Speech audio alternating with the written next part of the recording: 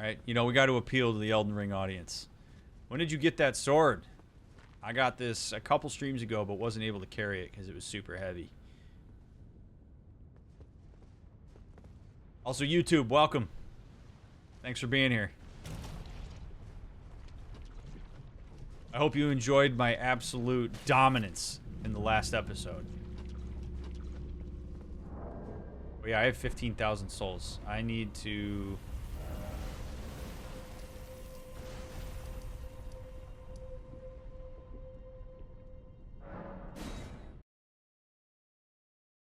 This has been the best selling point for beef sticks that I've ever heard. You know, I was in advertising for a little while before I switched to being a therapist, so... You know, I do what I can. Oh, I need 18,000 souls to level up. Holy shit.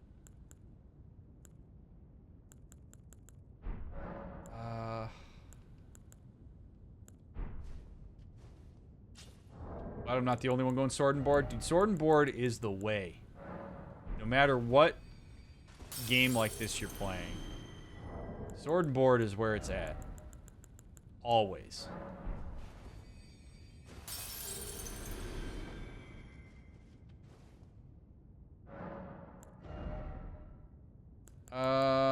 Okay. I don't know. Okay, so dexterity I don't think is what I want here. I think I do want to get some more endurance. Vigor seems important too, but let's get...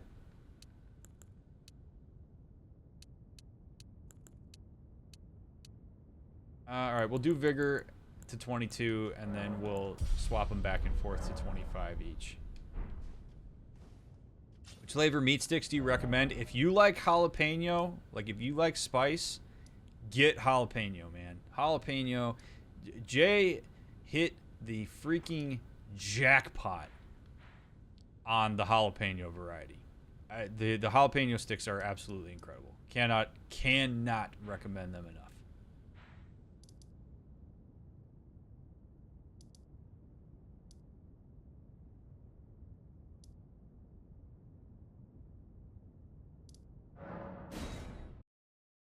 But if you don't like spice, go with the original. And if you guys continue to support Dauntless Snacks, then you will be rewarded with more varieties of flavors, because Jay's always working on figuring out how to please every palate. You know what I'm saying? Jay's a real palate pleaser. Don't forget to use code YouMatter. Left my phone on my bed while I went to the bathroom. I came back to see my cat laying next to the phone watching stream. Love it. Me and your cat are homies, Victoria. Alrighty. I want to go to a place where I can go down. I am desperate to go down here. I need to know how to get down here.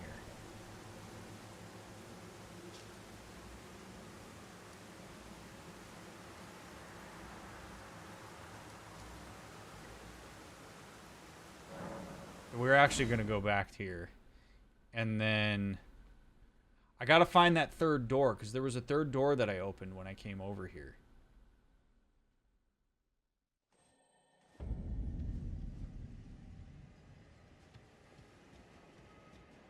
And I don't remember where that door is. Oh, God.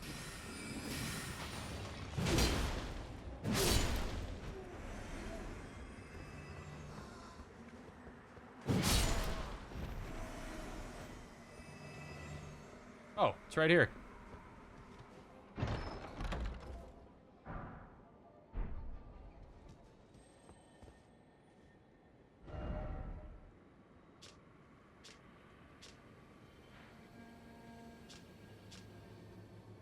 Maybe, you know, maybe it's not here. I'm just so, like, I really, really, really want to find the way to get down there.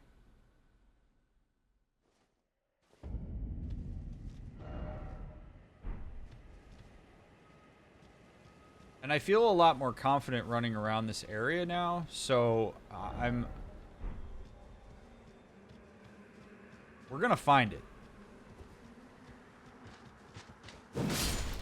Like, look at this. We can just stomp on these fools now. Whoa!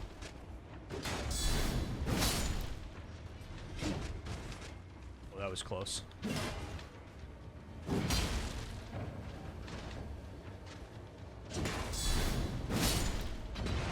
Whoa! Whoa, whoa, whoa, fellas.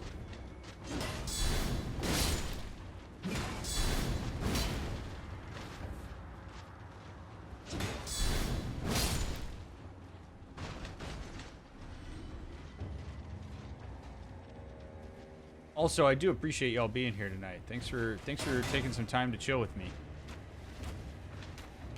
Ah, wow, wow, wow. Man, that guy.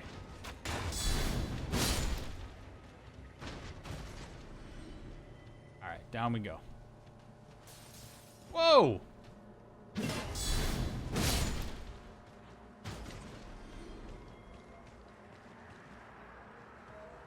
Alright. What do we got going on here? Rune Arc, Sacramental Bud, Smithing Stones.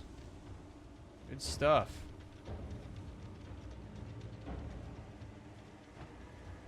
Perhaps there's a little something something down here, huh? Let's get Torrent up.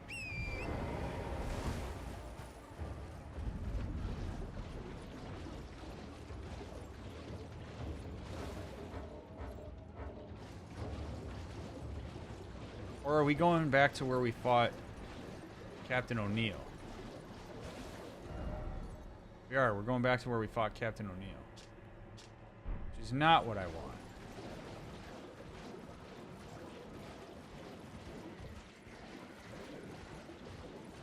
Hey, Bianca.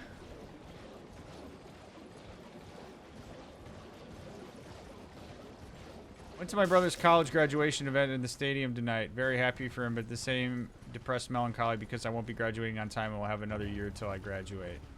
Hey, there's no shame in that, Titan. You go at your own pace, friend. Resident Jesus, what's up? Wanted to do a blind run my first time, but I couldn't resist and look some stuff up. I have stayed strong. I can totally understand why people would want to look stuff up, though. Because this game is vague as shit. But I've stayed true. My desire.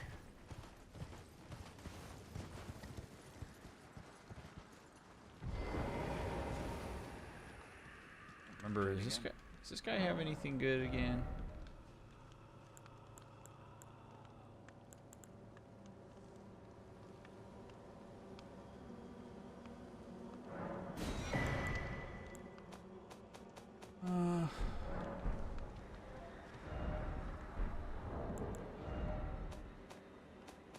Let's read that thing that I just got from him.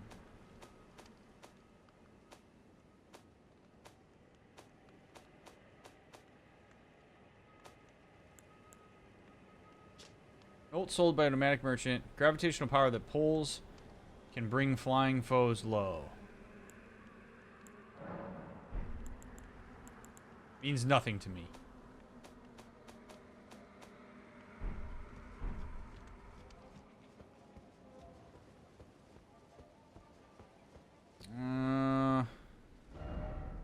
So we never did go down to this town. Look at this. We are right above the area that I want to be at.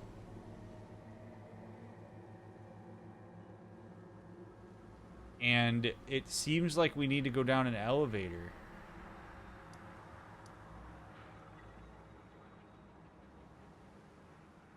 In order to get down there. What? Ugh.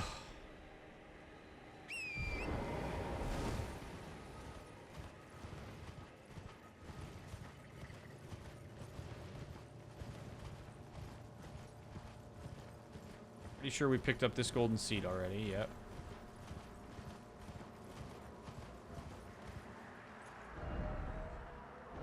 Alright, we're gonna go to the right when we get to the bottom of this. This feels like Warcraft, like World of Warcraft, when you're trying to just run through mobs and not aggro anybody. And then you aggro everybody.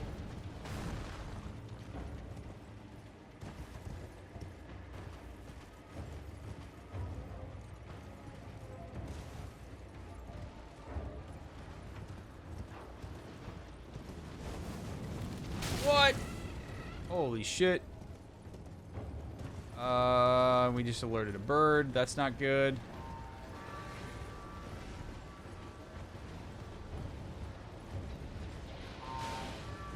Parents are thankfully supportive and aren't mad. That's cool. That's good. I'm glad you're getting support around that, Titan. Alright, we're going to that castle. We're going. Trust in my steed. Trust in my steed.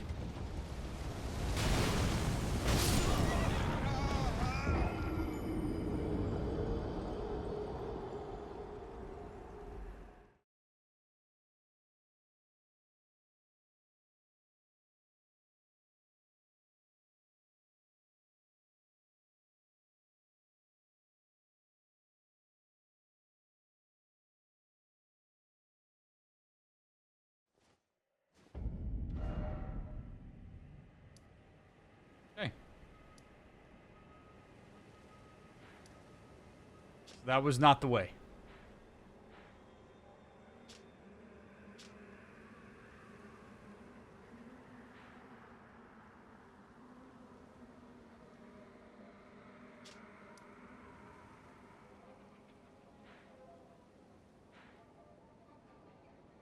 This bothers me so much, chat. So much.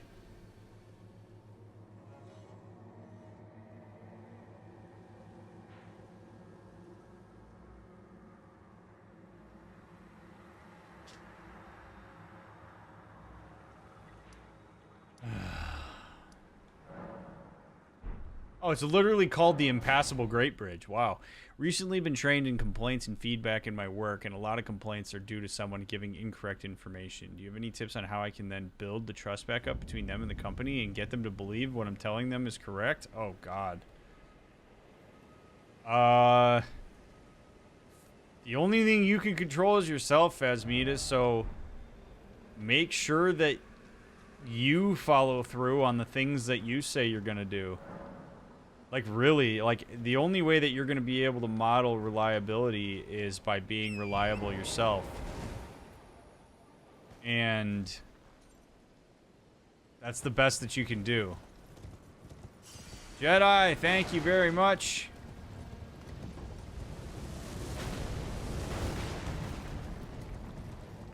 For the raid. I appreciate it immensely. Oh my God. Schneer, thank you. Oh, jeez.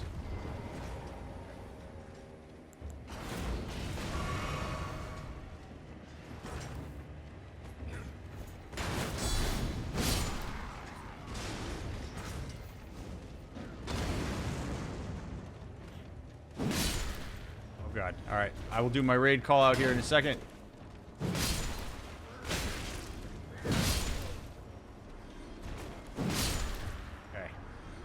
There we go. All right, hello friends that are coming along with all of these cool raids that are coming through. I am DrMick. I'm a licensed couple and family therapist. I have a PhD in human development. This is Game Sessions with a Therapist, where we play cool games, talk about mental health, psychology, therapy, and more in an effort to destigmatize those things and bring information to people who wouldn't otherwise have it in a responsible and ethical way.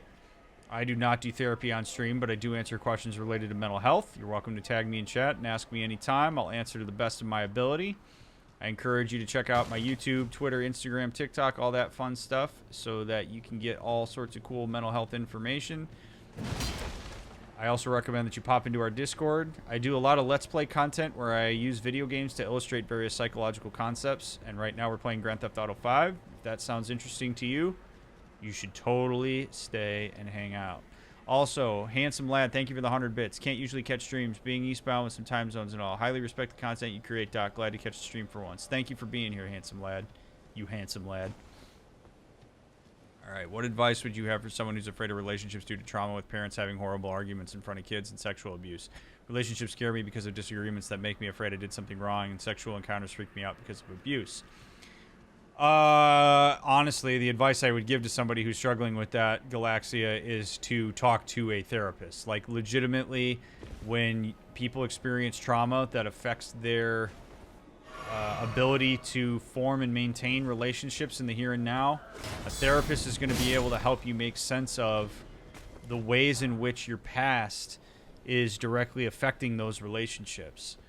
I think something that's important for people to remember, but trauma makes it difficult to remember, is that past relationships, including your formative relationships, do not predict future relationships. However, even if you hated what happened in childhood with your formative relationships, there's a chance that you're going to be biased toward relationships that are similar because that's what you're used to. So it's all about making good relationship choices, about remembering that future people that you choose to engage in a relationship with are not guaranteed to be the same as what you experienced growing up, and that there are probably some trauma narratives and some systematic desensitization that's going to need to go along with that. But a therapist is going to be able to really develop a core treatment plan that relates to that, that's going to be able to help. It's hard for me to answer that question beyond that without specific information, because trauma presents itself differently for different people and is something that I have no way of knowing specifically how that's manifesting for you. But it makes sense that relationships would have that effect if your template for relationships is that they've been harmful.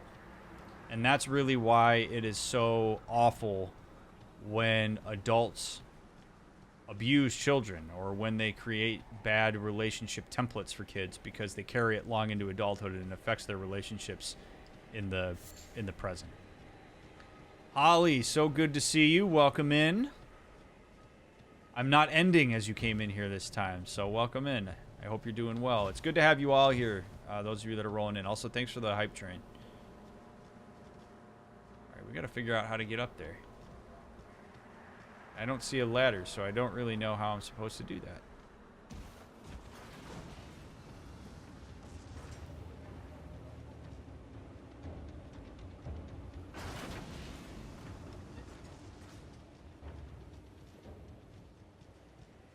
I do have a thought, though. Thanks for the brief discussion, though. I'm going to tell my therapist my past trauma as well as current issues I have with pursuing relationships. What's the best way to say these things to my therapist? Exactly. Just don't worry about saying it the right way, Galaxia. So the way that you want to talk to your therapist about that is just as nonchalant, not nonchalantly, but just like say it in whatever way you can. Is really the best way that I can answer that. Don't worry about saying it the right way or the best way. It's okay to be messy.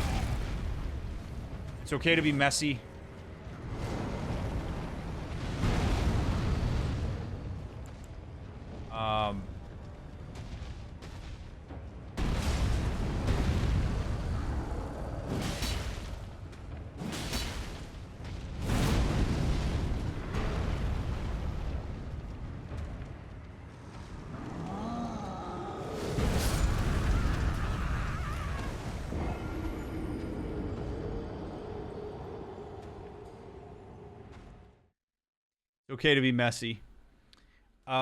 So the thing with trauma that people sometimes don't realize is that there's this idea that you have to go all the way back into the past and rehash all of it. Reauthor all those narratives, do that hard cognitive work. That's not entirely true.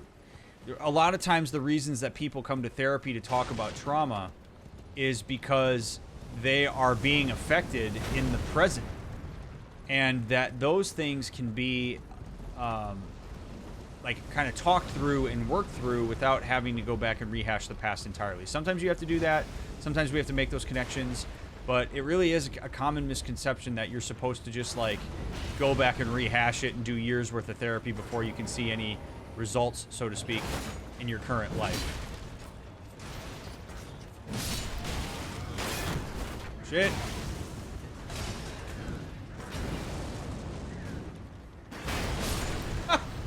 Thank you, sir. Idiot.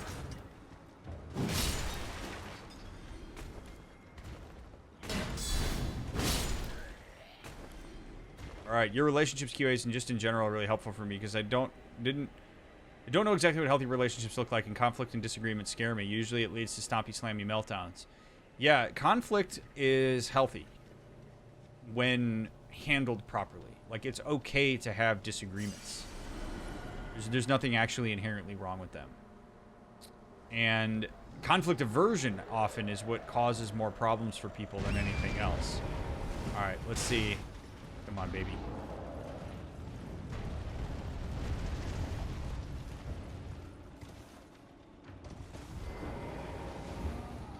Death from above.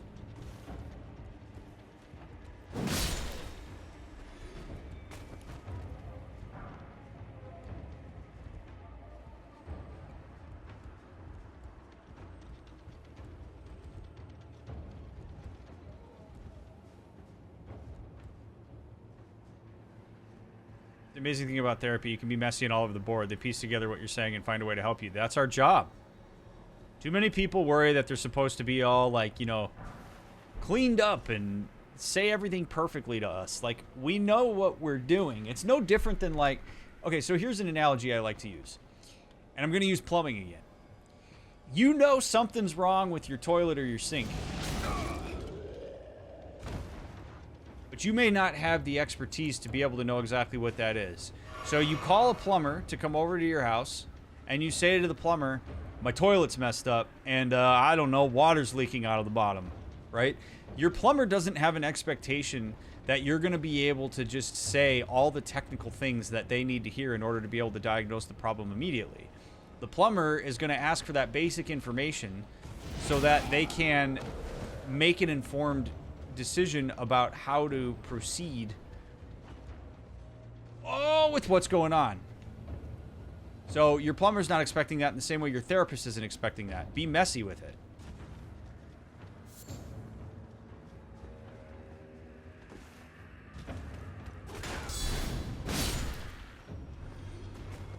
My guy, what's good? Just tuned in. What's up, Doug? Welcome in.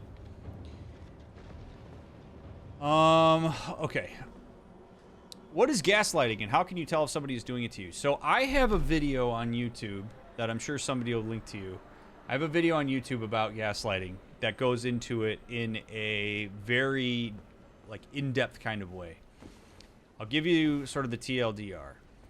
Gaslighting is a overused term right now, but gaslighting is a systematic abuse where a person intentionally breaks down a person's reality to get them to question it, to suit their own agenda, to a point where a person will deny their own sensibilities and question their sensibilities because what that person has pushed into them is of a particular agenda. It is not a disagreement. It is not when a person says, oh, you know, I thought this is what happened, and you say, well, this is what happened. You go, I thought this is what happened. It's not a difference in perspective. It's systematically getting a person to deny their sensibilities. And it happens over long periods of time. You don't gaslight somebody in one instance. You gaslight people over time to where they stop trusting themselves. Let me see real quick if I can find that video on my YouTube to link, because it's a important one. There it is.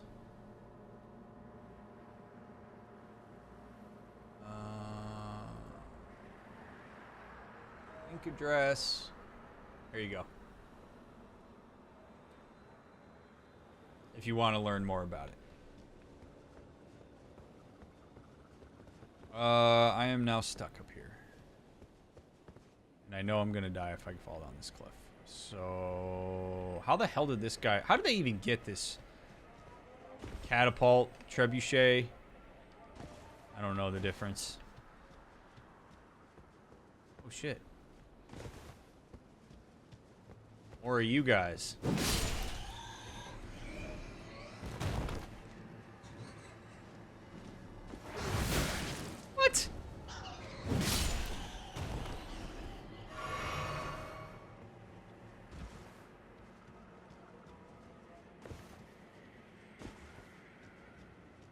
All right.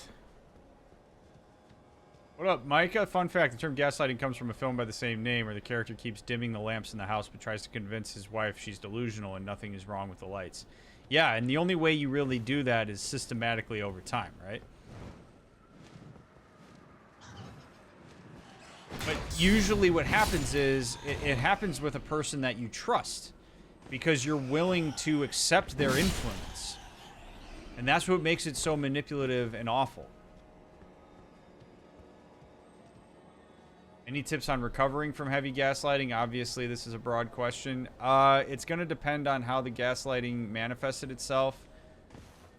But again, I know that I keep saying therapy, but a therapist is going to help you be able to understand the effect that the gaslighting had on you and what you're, you know, because like basically you have to get a person to reintegrate trust in their sensibilities, to understand a little bit about how they got to a point where that person took their sensibilities away,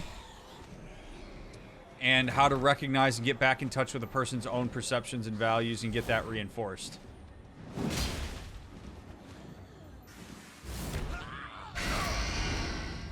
Wow.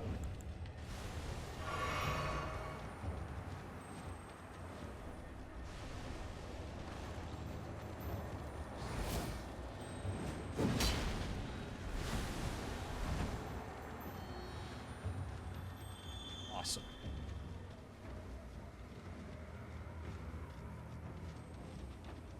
But it usually takes quite a bit of time to get people to unlearn the effect that gaslighting had on them. Helping folks recognize that it was abuse is a really important step.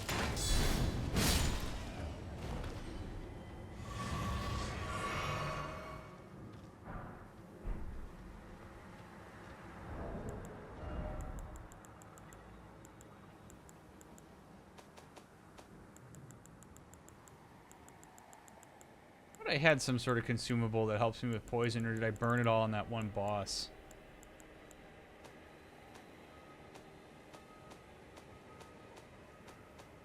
Probably burned it on the boss. Yep.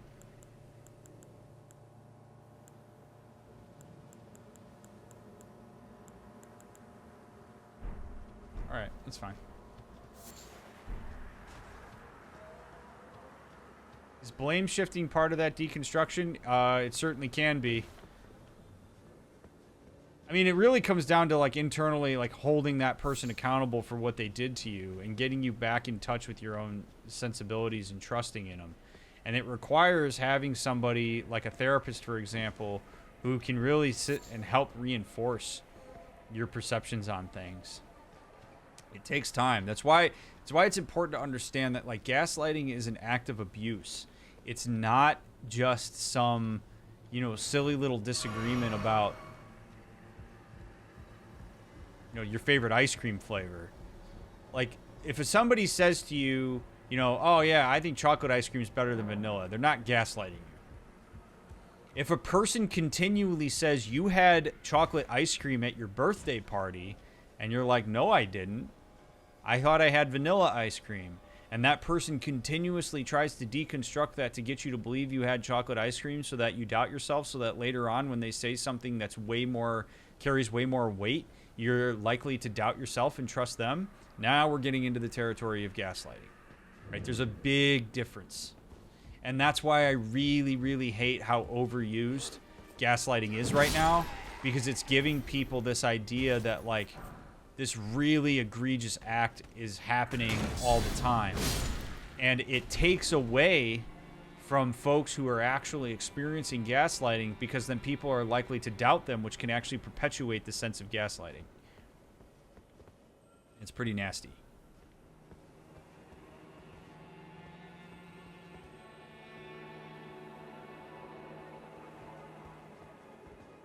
All right, we're in.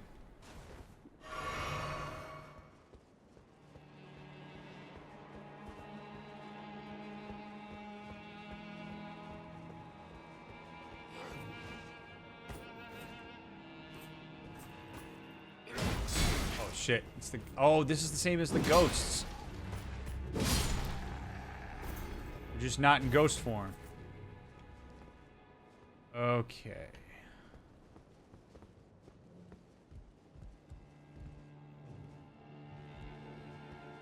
What up?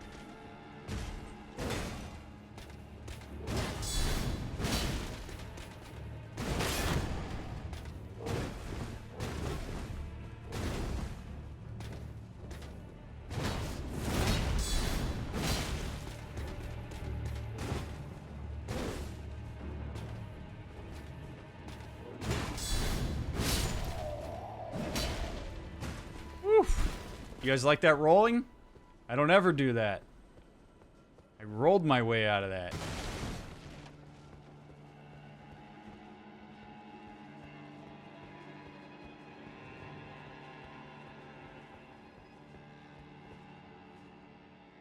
Reposting a question. Do gaslighters know what they're doing? Yes. It is an intentional manipulative act.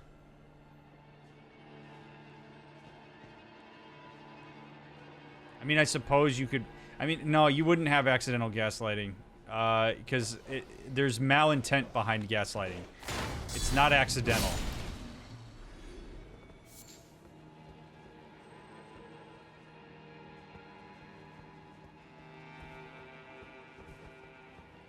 I would love to find a site of grace. That would be...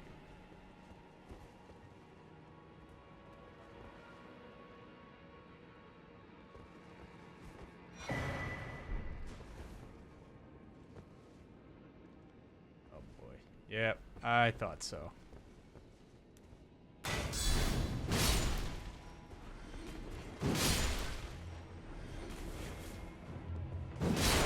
Can't risk it, guys. I'm sorry.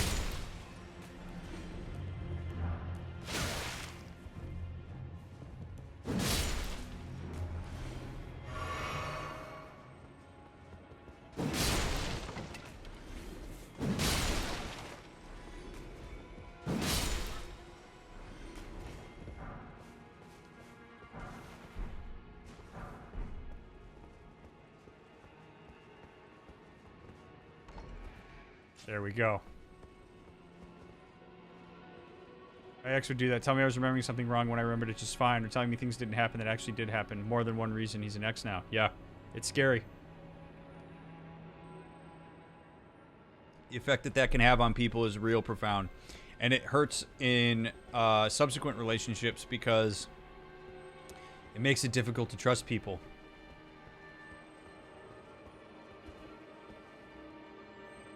I mean, there's really, from a cognitive perspective, there are not a lot of things worse than the inability to trust your own eyes and ears.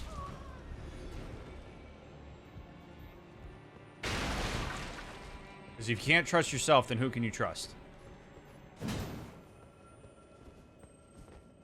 Oh, what is... Okay. Alright. Well, we're going to hold on a second here.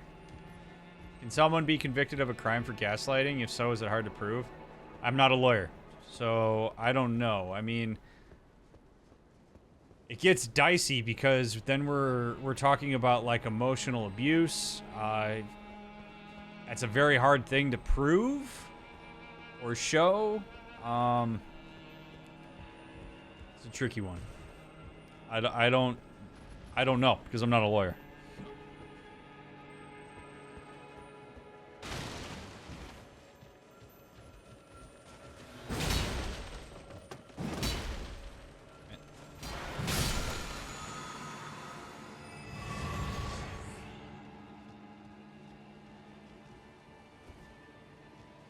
I helped a friend who was in a very abusive relationship. After they separated, it took months for her to feel like she was responsible enough to have her own decisions and opinions. It was real bad and extremely sad. I'm sure it was.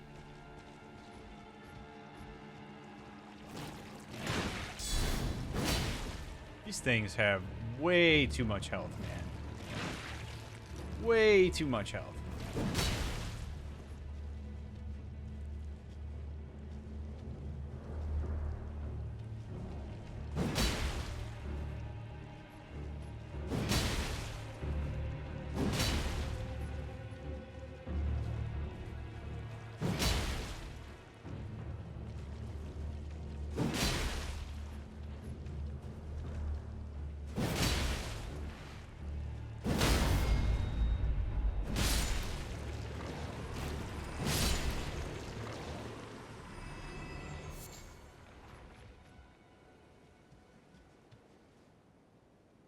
Alrighty. Fighting these is going to be not fun. I really wish there was a site of grace that I could go hang out at, because having two of these little doggos here is not ideal. Maybe I can sneak past them. Yeah, Ashley, stuff like that can be part of it, right? Like if you didn't actually engage in an extradiatic relationship, and then that person is, or if the person did engage in an extradiatic relationship and they constantly keep telling you they didn't, as a way to eventually get you to distrust your own sense of whether they actually engaged in an extradiatic relationship or not, yeah, we're potentially getting into gaslighting territory, right? Because you're being pushed to deny your own sensibilities and your own memories. Now, do some of us have, you know, difficulty remembering things fully and properly? Yeah. But we want to make sure that that's not exploited by somebody, right? Like, and that's where the intentional manipulation aspect of that comes in. All right, screw it.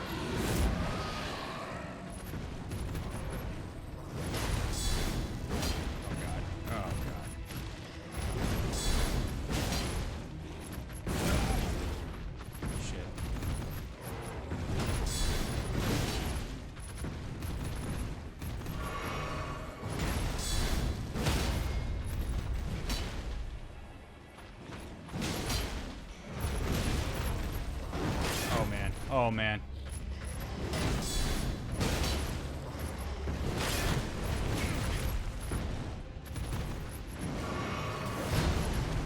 Holy crap.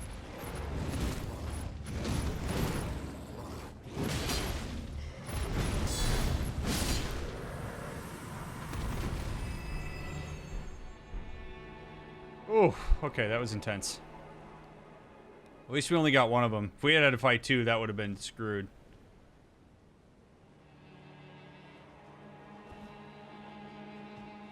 All right, come on. I took out your sibling. How about you next, big dog?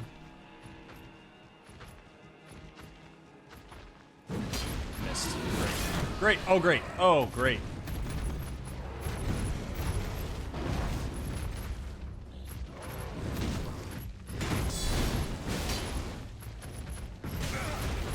No.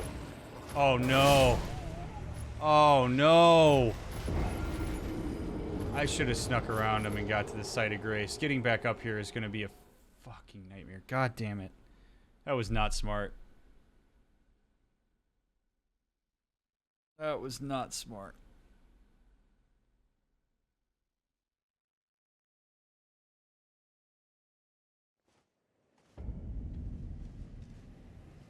All right. We're riding Torrent until we get our way in. Or until we get to a site of grace. That really sucked.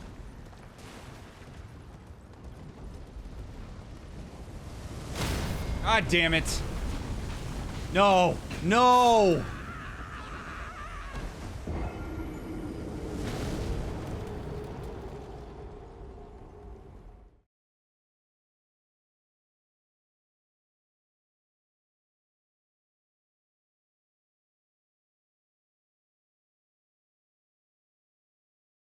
I always hated whenever my parents would get mad about something and I try to explain what actually happened and they just say stop arguing, like not even caring to hear your side.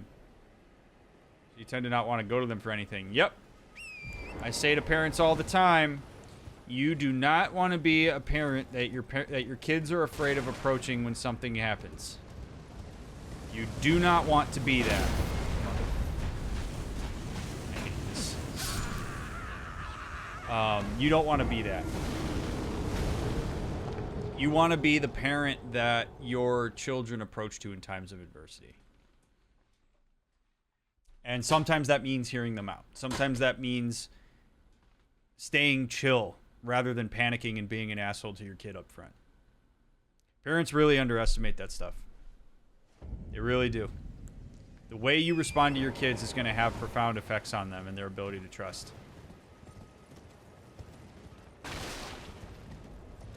Like, how does that make sense? It makes sense from a preservation of power standpoint. That doesn't make it right.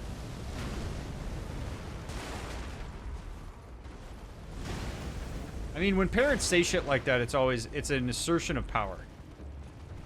How do I avoid being that parent? Listen. Listening is a very underrated skill. That is underutilized. So, listen to your kids. Understand when you are dealing with and managing your own anxiety as a parent versus the actual data of the situation.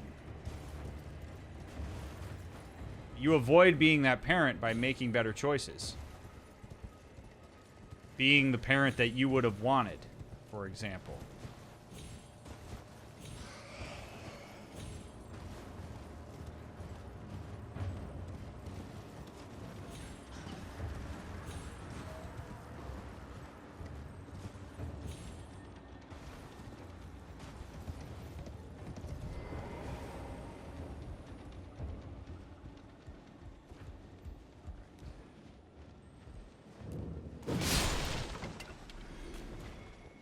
Okay.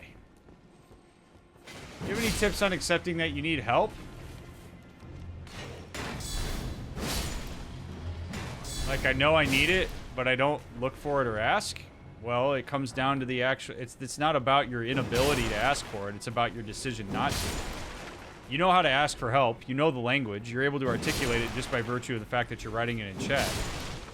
Like, it really does just come down to, like, you need to do it. You need to actually say the words to the right person, I need help. There's a lot of stuff that people do to block themselves from asking for assistance. And it's often self-generated.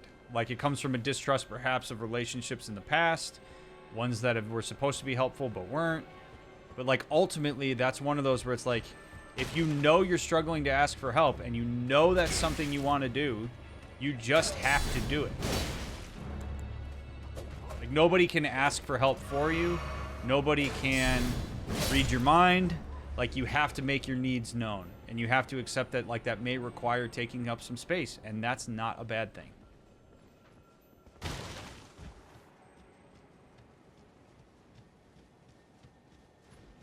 Technically, these were my aunt and uncles, but they were guardians at some point. Thankfully, not all adults in my life were like that, but most were. That really sucks.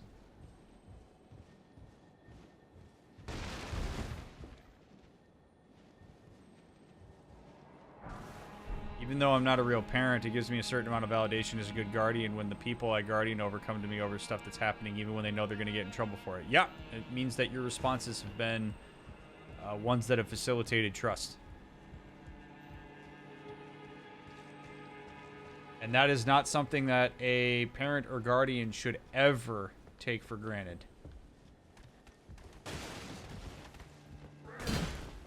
Dude, this place really sucks.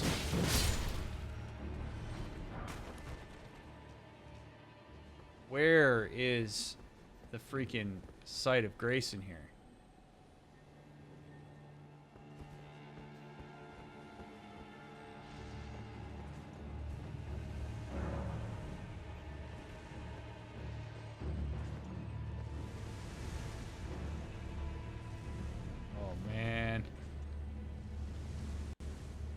We gotta get past this arrow guy. Arrow guys. Oh my god. Oh my god. Oh.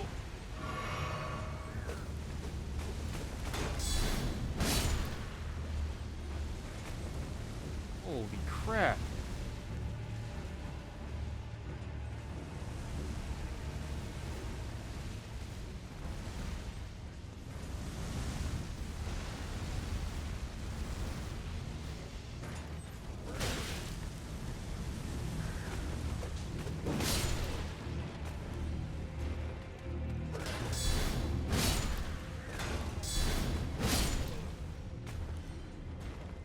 Oh, thank the freaking heavens, man. Oh. Okay. Okay. There we go. Alright, there's a boss battle in there. Cool. Oh, no.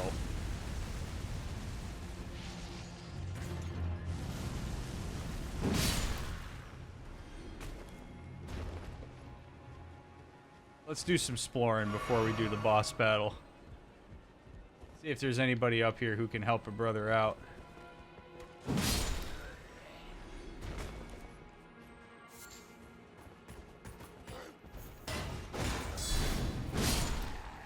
Okay.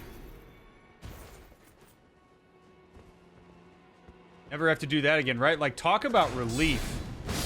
Shit. Like, relief in knowing you don't have to do bullshit in this game is great. Hey, I just want to say I'm really appreciating the chat right now. I'm really enjoying playing this and engaging with all of you. So, thanks for being here. Thanks for engaging with me. Thanks for trusting me with some of these questions and some of the stuff that you're sharing. I don't take that for granted. It really is a testament to this community that so many of you are willing to engage with me and with each other in these ways. And, oh my God.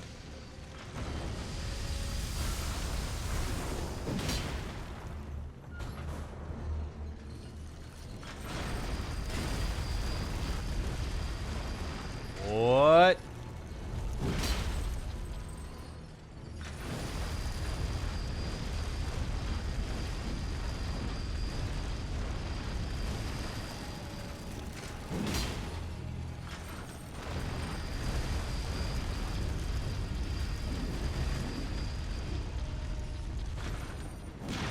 Oh! Oh no! It's a boomerang! Oh God. Oh, God.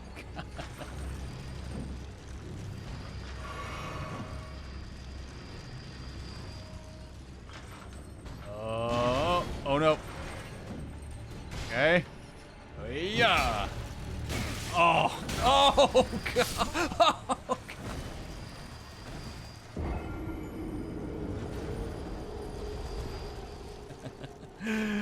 Ooh, that thing sucks. That thing big sucks.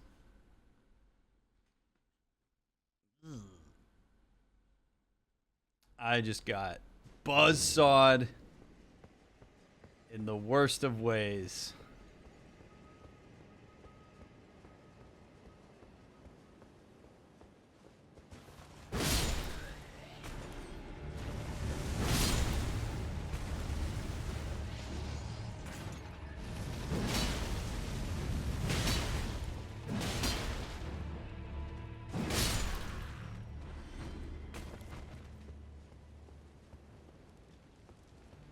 I really do want to kill that, but maybe we see through what's through that door first. Ooh. Ooh. Oh no! Go!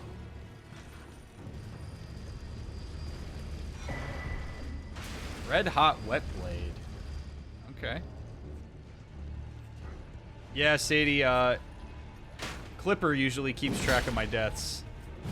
I think I passed 250 at this point, or maybe I'm at like 225 or something like that. I'm in the 200s for deaths.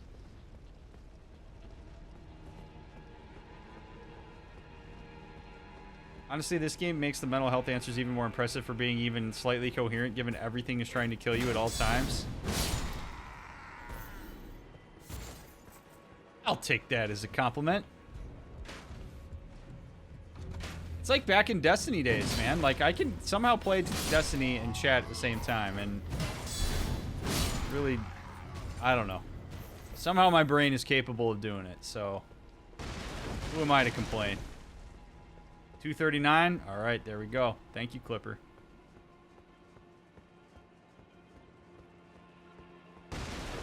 It is really, you know what? Actually, well,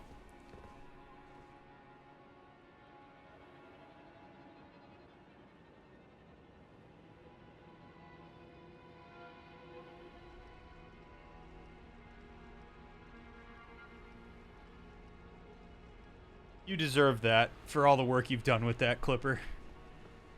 It shows how intelligent and knowledgeable Mick... Oh, well, thank you.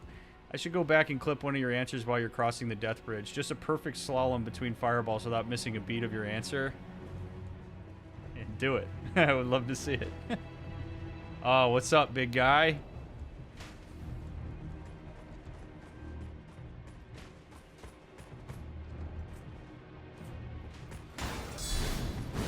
Oh, shit. Oh, shit.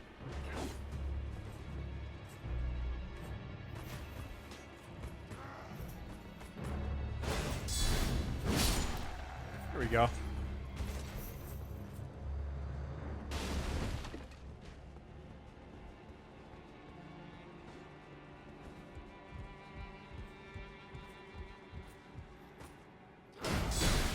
Did it again.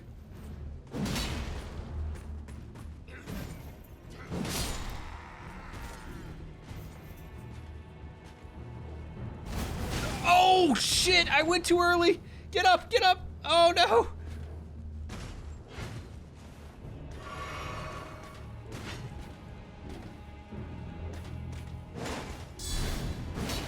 Shit. Back up. Back up.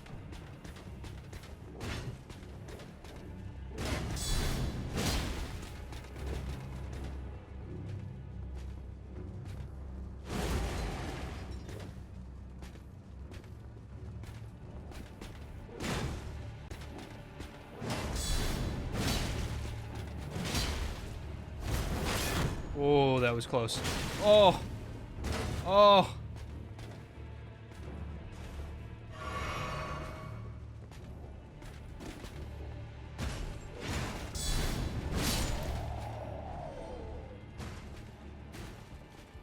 Woo.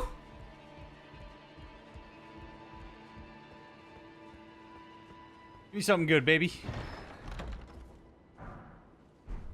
All right. Not terrible, but not fabulous either. Hey, there's the troll that jumps down at the very beginning. Alright, it would appear that I have explored all there is to explore, and now we can go fight the boss. Unless I want another go at that machine, which I kind of do.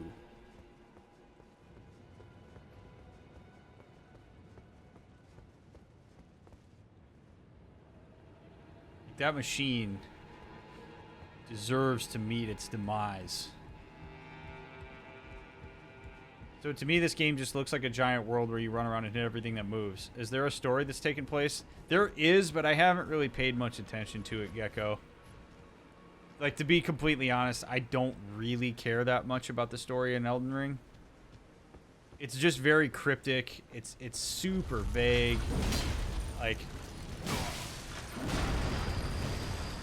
So, I just don't really care enough. There's not really anything for me to analyze or anything like that.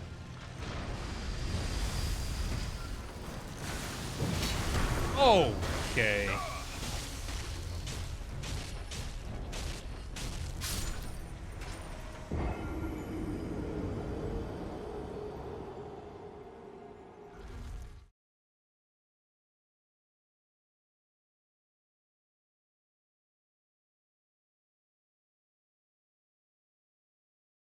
Maybe it's not worth it.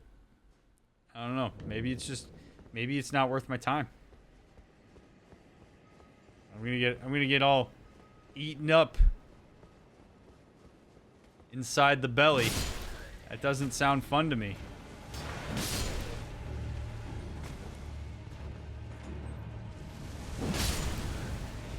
I mean, I get hungry too, but damn.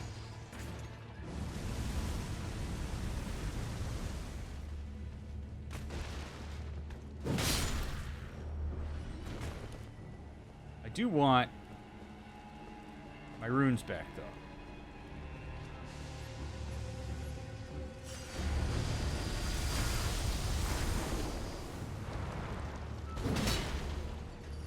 I'm a glutton for punishment, man. Absolute glutton.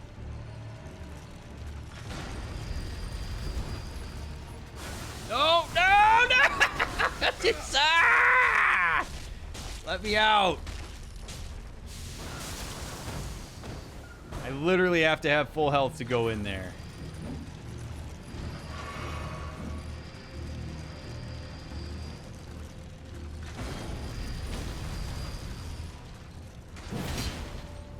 Echo.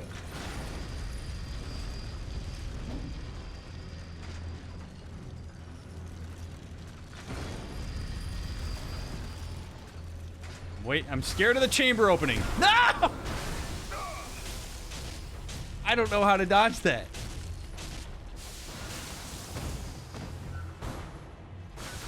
No! Come on!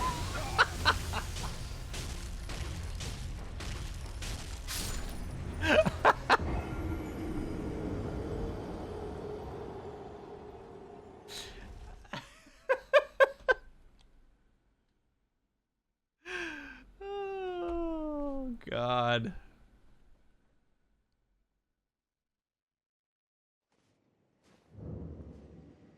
There's so many souls there, though.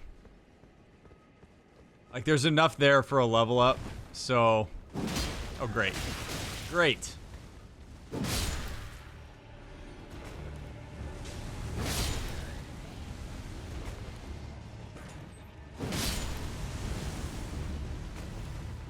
That was crazy, man. Whoa. Alright, let's get our souls and get out of there. Just in case she opens with the chamber grab. What up? Oh, she is gonna open with the chamber grab. No, no! I don't have time. I don't have time for this shit.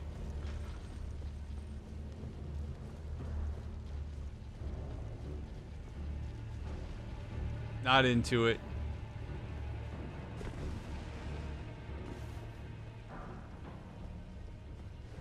Yeah, absolutely. Bravely run away. 100%. Alright, let's go ahead and have a seat. Or actually, I probably need to get up to like 20,000, I think.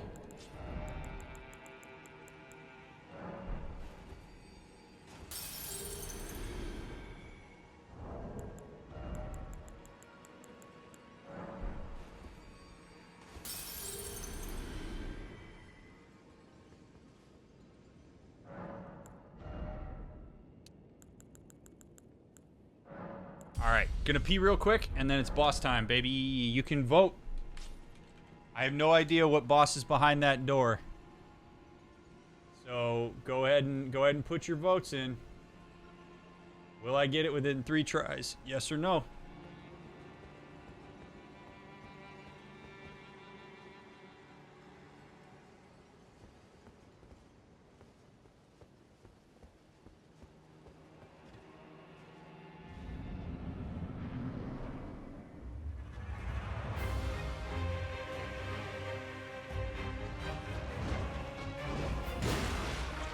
You again?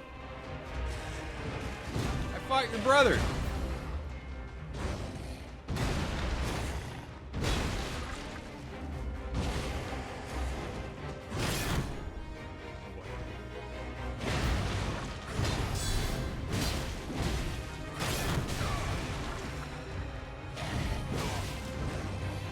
There's 2 of them.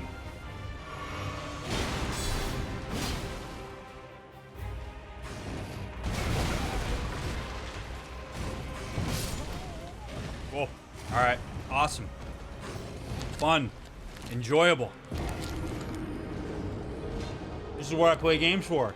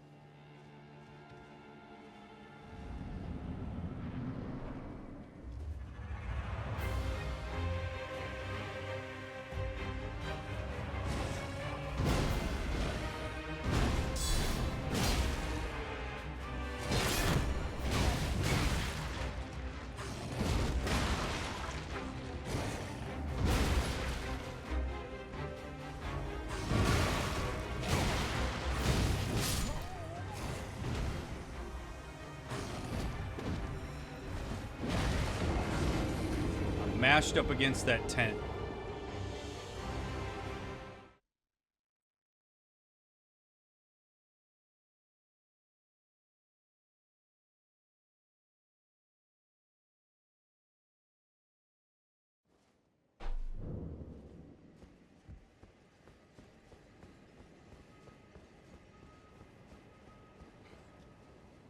Again. Again.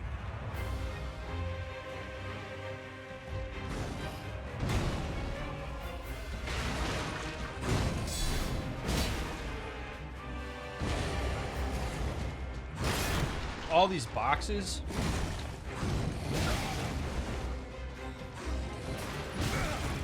Get up, Ryan.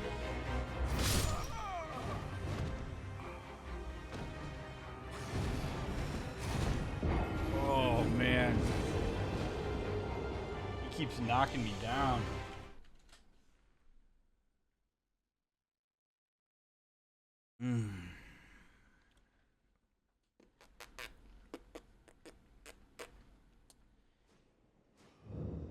Try it again. We always do better when we have huge open fields. Yeah, I've got way more mobility when I do that.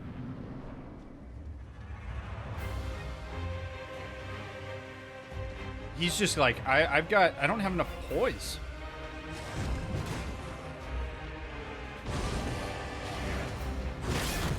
Oh. Like, I keep backing into corners and it's terrible.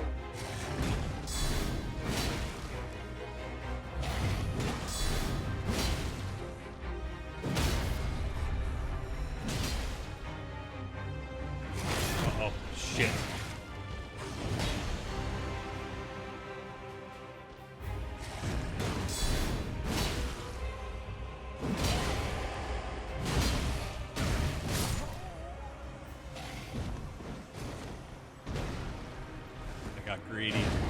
I got greedy. Oh, Moko, thank you for the Prime sub. Oh.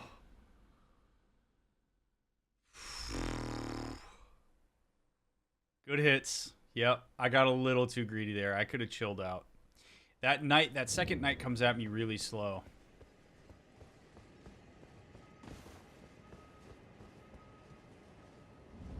I don't know about the second guy, Ivory. I know I have fought the first guy. I have fought this guy. All right, let's go. Let's get it.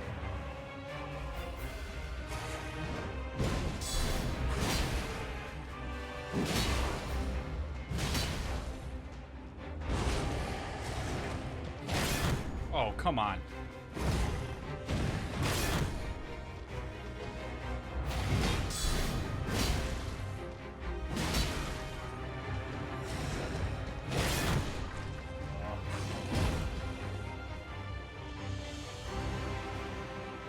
Come on.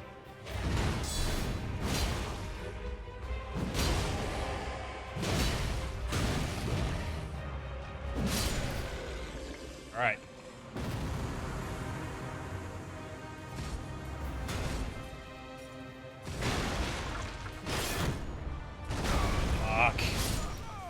Fuck me, man. That table. God, it's all it takes is one fucking table. Oh my God.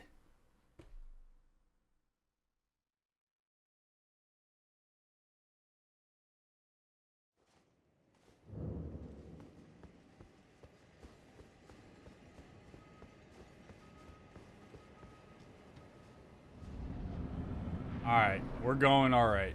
I feel okay about this. Yeah, come on. Come at me, bro.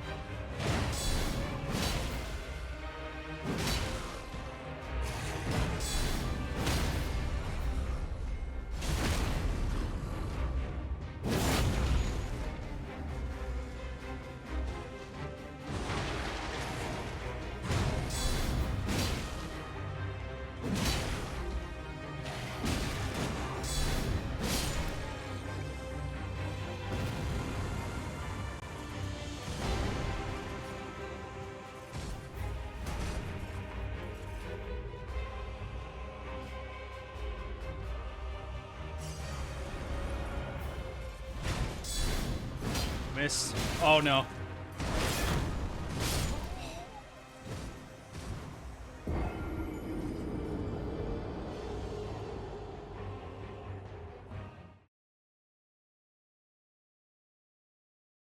All right, we got the first guy down. No problem.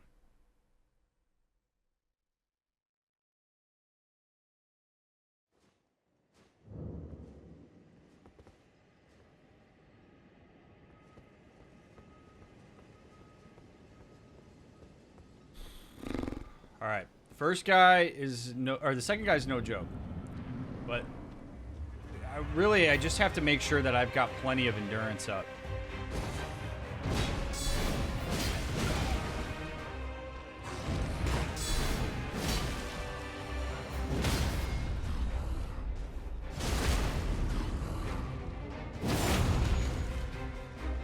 No, no, no!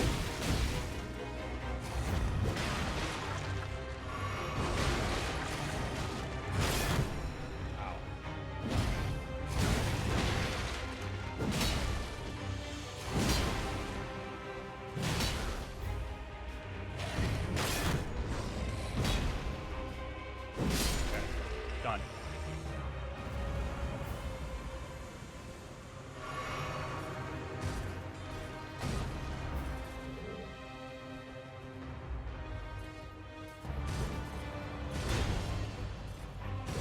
Yeah, this guy, breaking this guy's poise. Not gonna be easy. All right, we got to hit on him.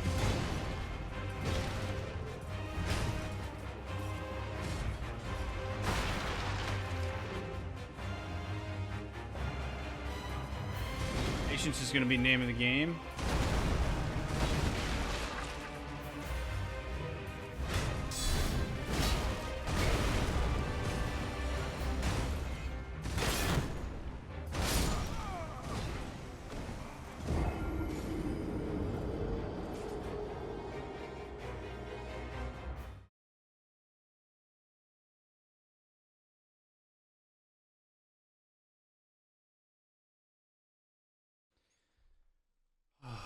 I'm from Canada. Just got out of hospital after 2 weeks. You may not know my name. I'm DJ. The entire time I was in the hospital, I binge watch your content on YouTube. I now want to become a social worker or an MCIT nurse. Thank you for your mental health content.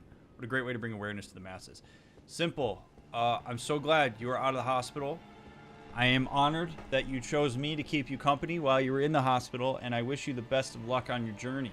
Anything I can do to help give information about that journey, I'm more than happy to. Well, welcome in, friend. Appreciate you coming in here and telling me that. We back on Twitch exclusively, yes. VODs are all on YouTube.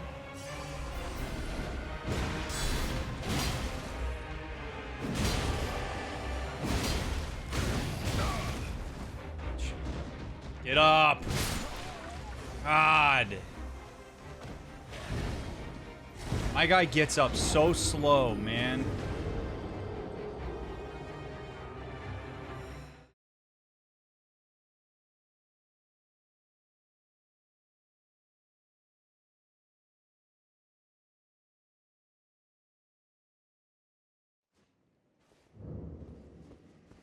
Again. Relentless. What would be hilarious is if halfway through the second boss, there's a third one.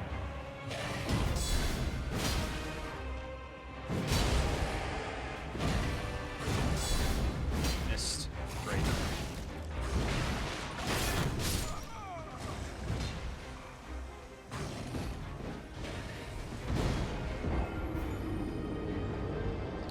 May I ask why you moved back to Twitch? A lot of reasons. If you want to read more about it, Discord announcements, if you scroll up a little bit, has a lot of the reasoning in it. But essentially, it's just I felt like I was on an island over on YouTube, and YouTube didn't create the features that I was hoping they would create. I gave it 6 months, and Twitch addressed a lot of the issues that originally made me jump ship. So here I am, and I've been happy with the decision. It's really gone back to, like, the community's growing again, which is really cool.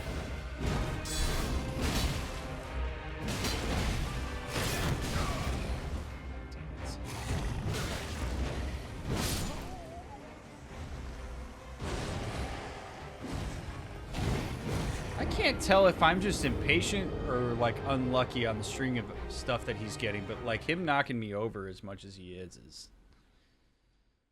Oh, something tells me this might go up as the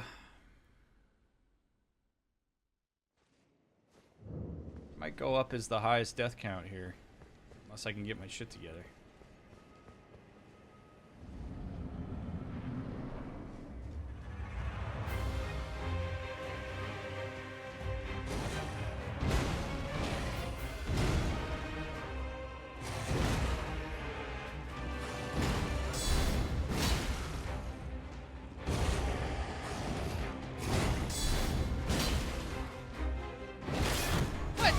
Why didn't my attack go off?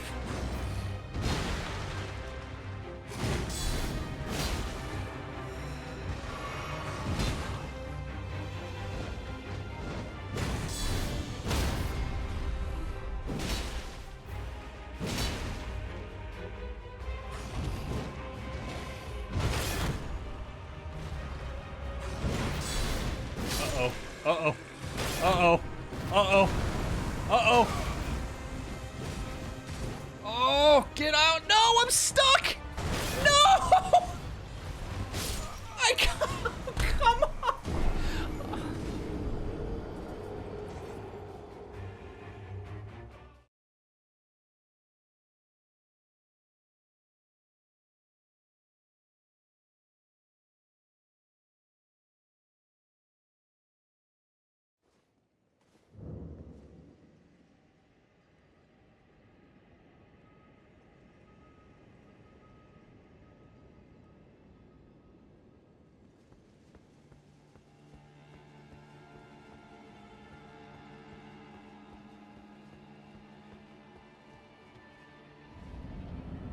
That one hurt. Fuck this thing, man. You can't even take it out. Oh, great. Great.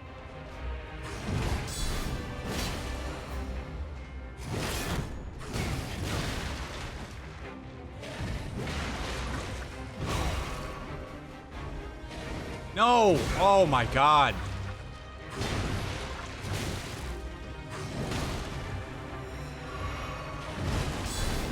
Miss. Great.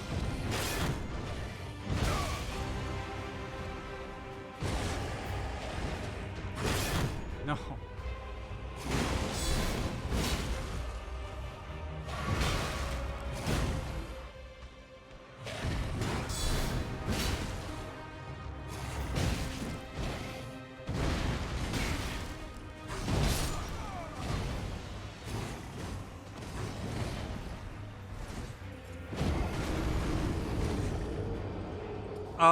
So the raids, Martius, are ridiculously clunky, and gifted memberships don't make any sense.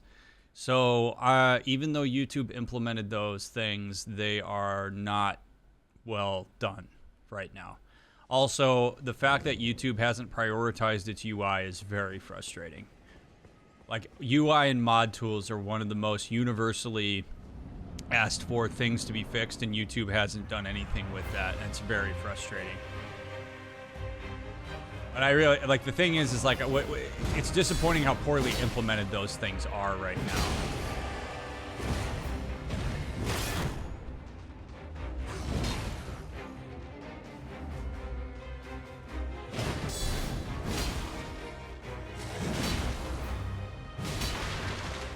No, no, no, I got stuck.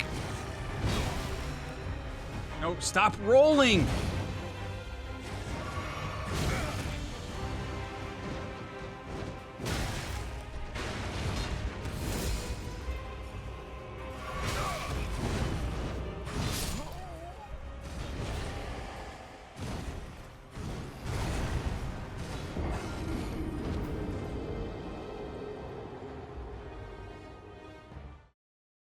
Yeah, it's two bosses, Phoenix. What's frustrating, like, it's just so frustrating because if I get caught in a loop and I miss one button press, I'm screwed. One button press and it's over. And like right there, I rolled one time extra without wanting to do it and ruined the whole thing, man.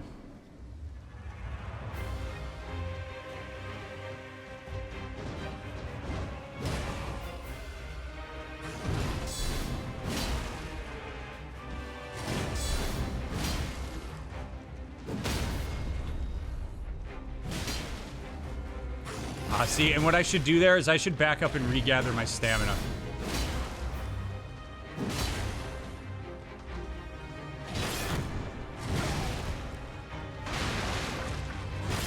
I'm in trouble. I'm in trouble.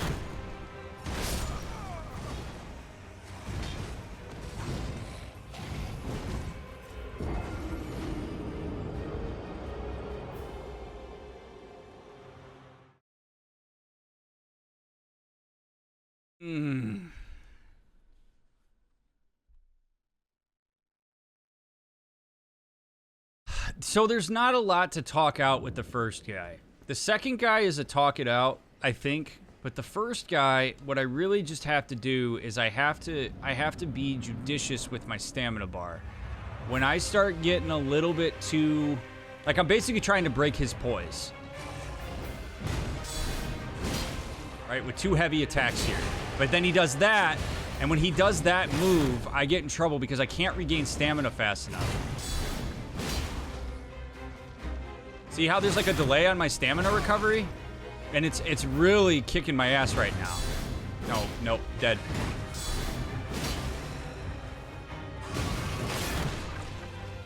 Like, I just can't regain fast enough. Oh, man.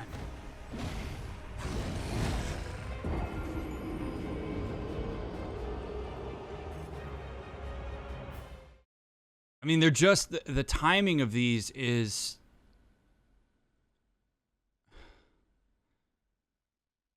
It's really, really brutal.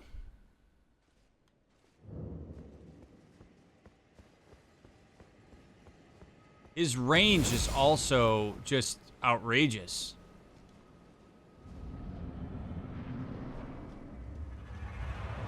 I don't know what this Oath of Vengeance is, but... Great.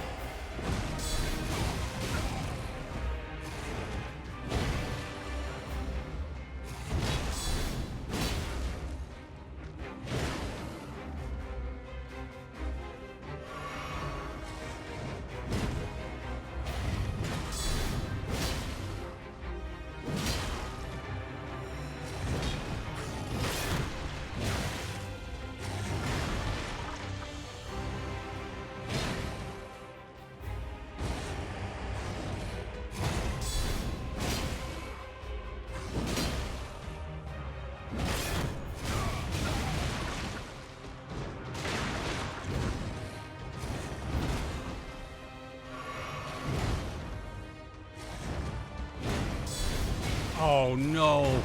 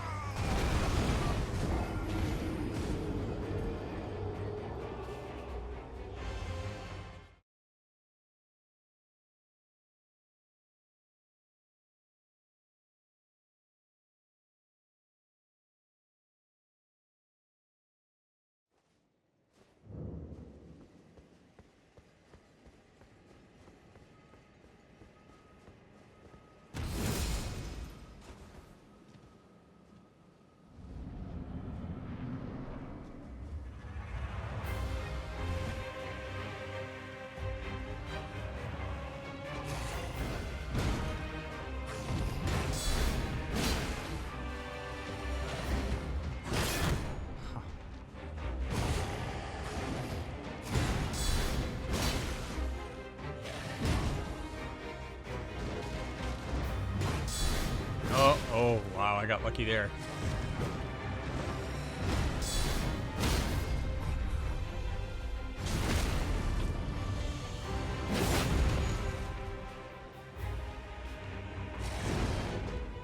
Oh, no.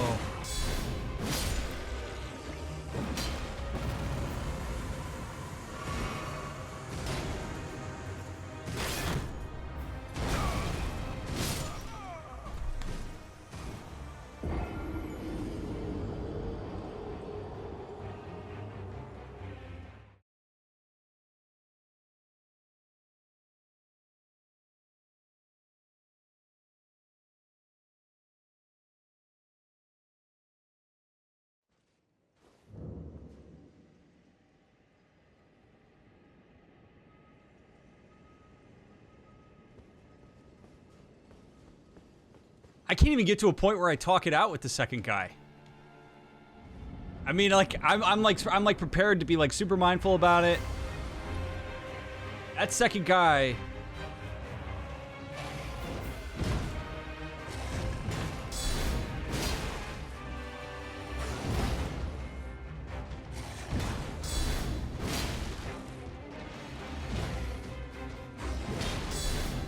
Missed. God damn it.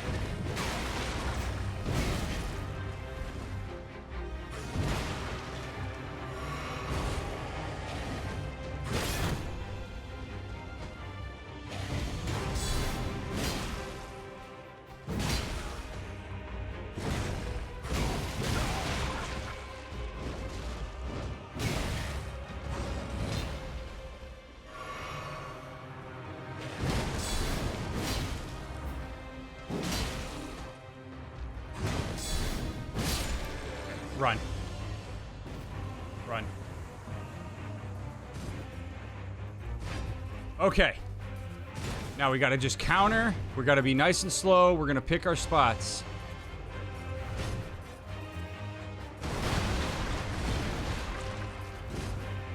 When he does the dirt thing, I have to roll out of it. His range on these is crazy. I need stamina, full stamina. And I'm gonna have to do like light attacks on him, I think. I don't think I have the time to do heavies. Unless it's a counter. Right, like there's nothing where he has like really slow recovery time except for that, but I have to make sure that I'm close enough to him when he does it. I'm also not entirely sure if going to his right or to his left is the better call. Right, so here, counter, missed. And then I gotta freaking get out of the way because... Oh, God damn it, I'm stuck on a bench again!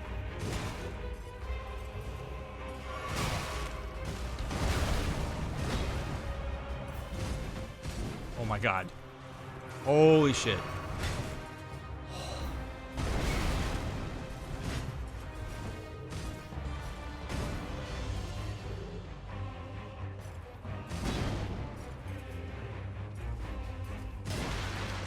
Yeah, there's nothing that I'm gonna be able to do as far as countering.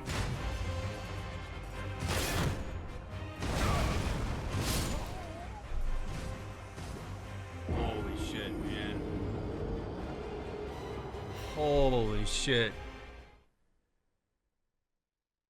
Miami, thank you for the Prime sub. I can't say thank you enough for all the informative, educational, entertaining content you provide. I've learned and grown so much from you and your community you foster. I'm so honored to hear that, Miami. Thank you for your support, friend. Mother of Corgis also, thank you for the 10-month resub. I'm sorry I missed that 12 minutes ago. I appreciate you.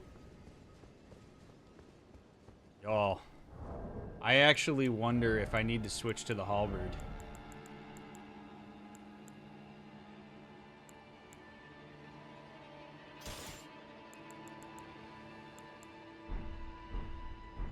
We're gonna try it.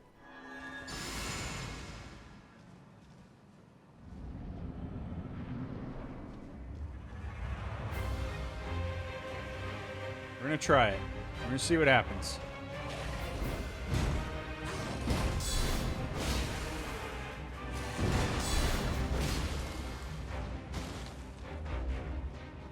It's got a little more range.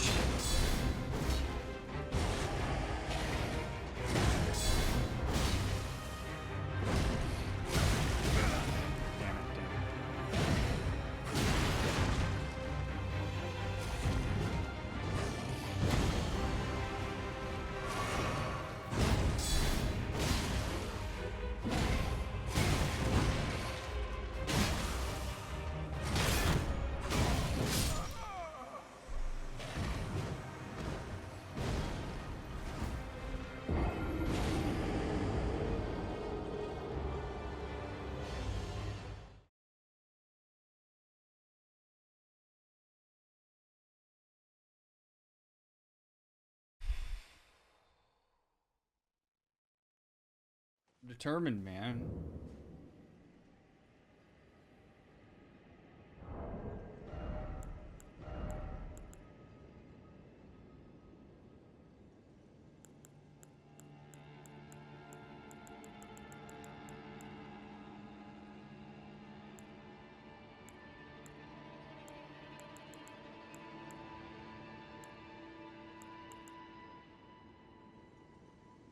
I don't know that this is the way, but I am curious if it's gonna give me enough. I mean, I have to be quick. I can't be like, ugh, with this heavy sword. But I mean,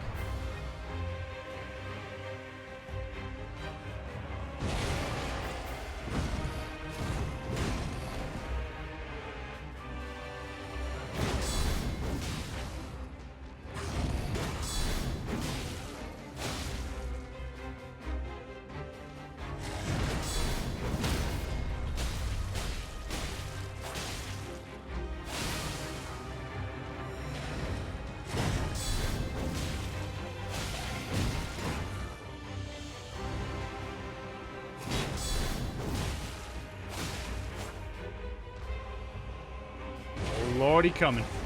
Of course he hits me right in the middle of the jump. Alright, we're in trouble.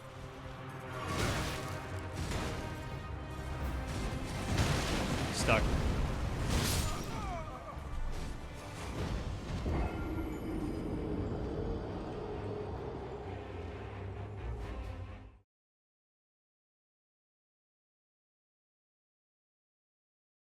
That wasn't too bad though. That was quick. This arena sucks. Like, this arena really, really, really, really sucks. But using this was not bad. That bleed damage we got on him was huge. I just can't, I can't stay too far out in the middle. Fuck.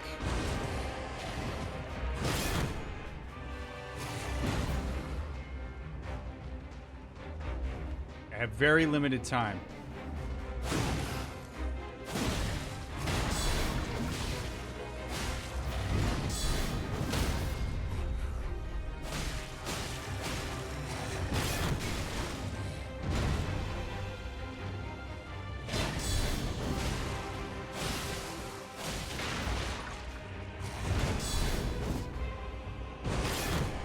Shit.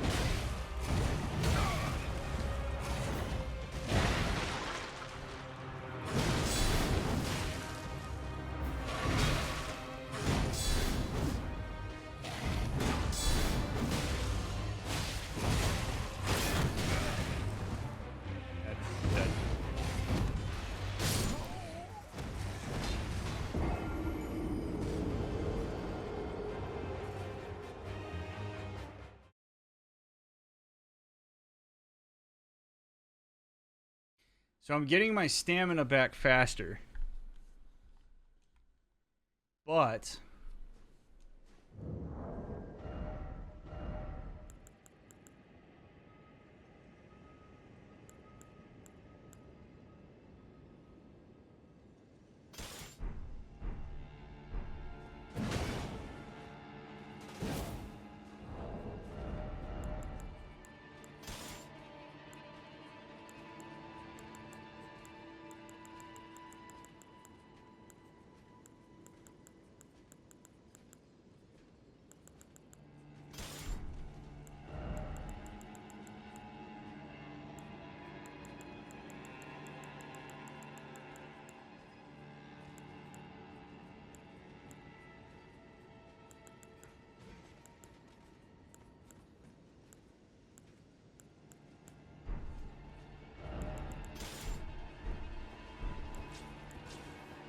all right, let's try it.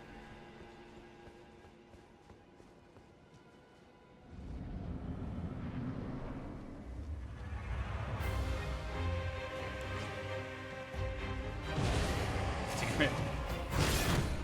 God damn it.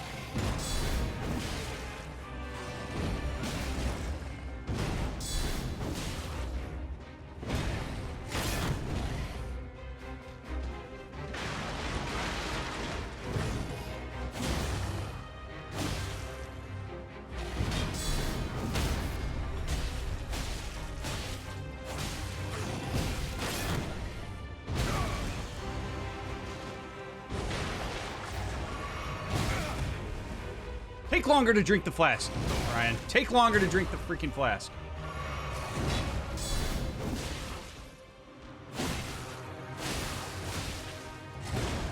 Alright, now we run.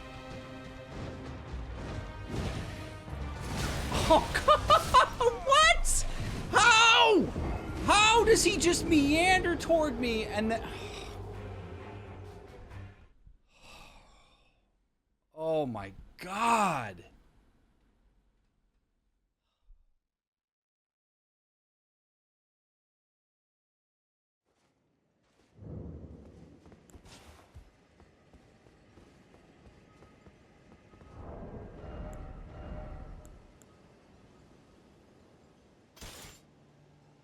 Alright, this shield is lighter, so let's see maybe if how light this shield is, if that makes a difference. Oh my god.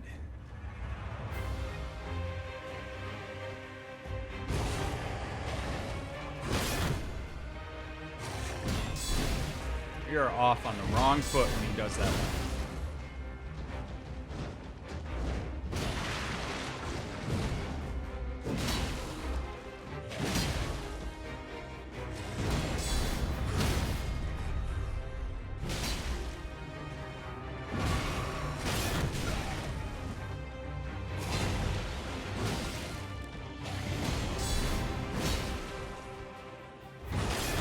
Come on, man!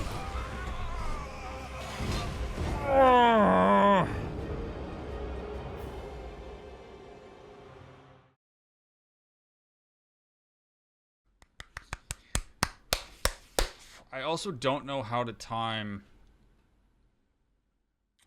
When he does the thing where he falls down when I break his poise and then I can, like, whack at him...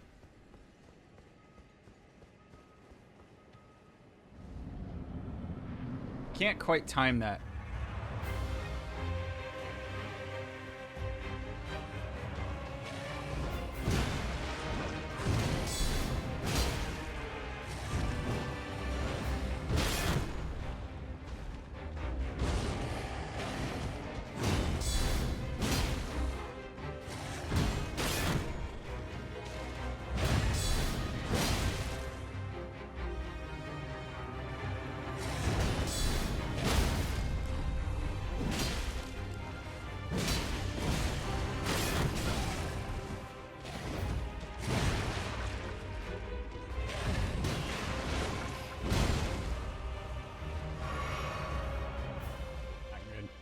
Not good.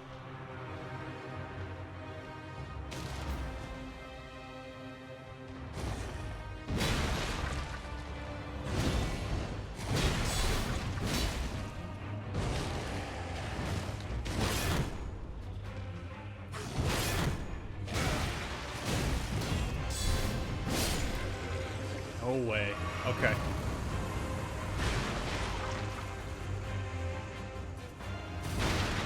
All right.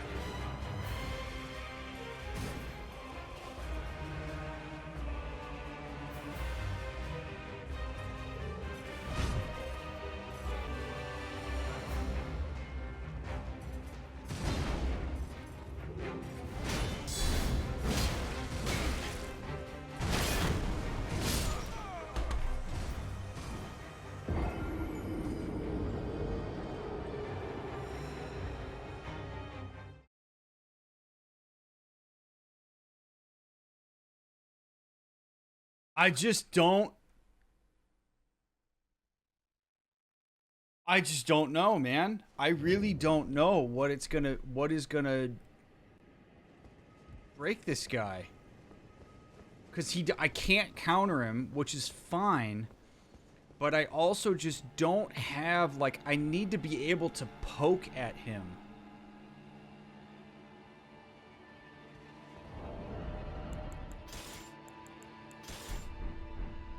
Which the halberd doesn't really do. It's not a poke weapon. Oh my god. All right. Let's sit down here. And let's really take a look at my weapons.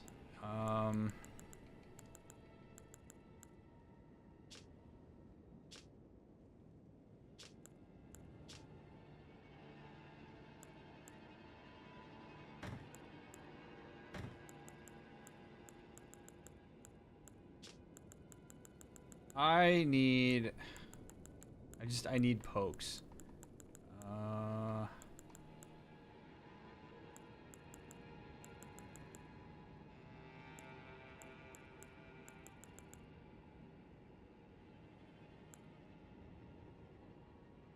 Heavy thrusting sword. Yeah, this guy, I think, might have some potential. CERN, I don't think that's going to be it. Guardian sword spear, I don't know that that's going to be it. But let's see. Alright, so if I put this guy. That poke.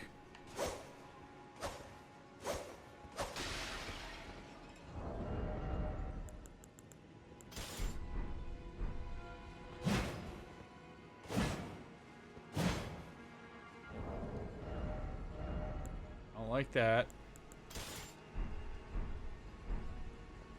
Oh, here we go. All right.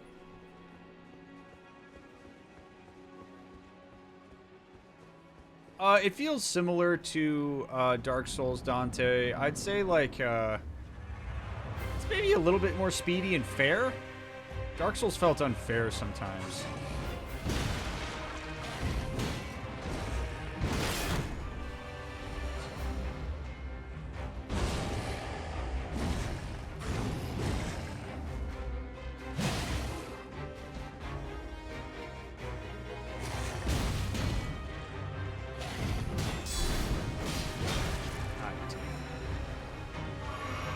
This is not the weapon.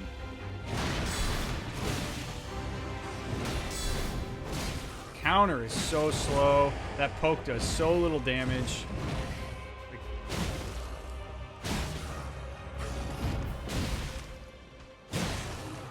Breaks his, well, it does break his poise though.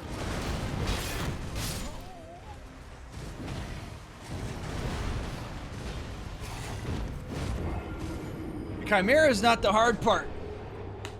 Chimera, I can handle. It's this freaking the second night guy that really is causing problems for me. But okay, so let's see if I can get it to where I can carry both of those, because it seems like okay, so I can carry both of these. Okay, so what I'm gonna do is I'm gonna carry this and then switch to this for the other knight. So we're gonna use this on the Chimera.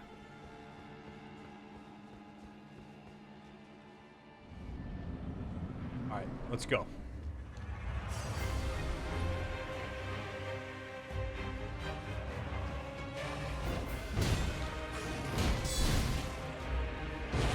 Come on.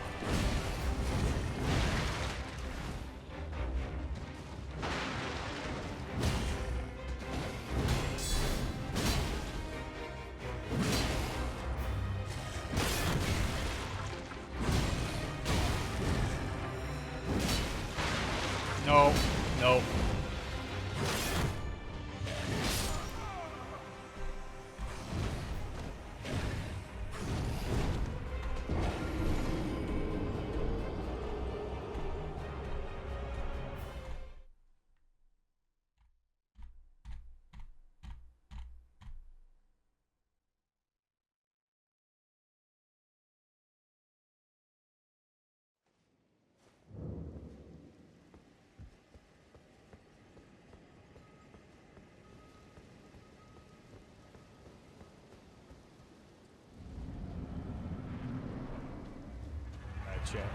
I'm seriously, I'm so determined to do this.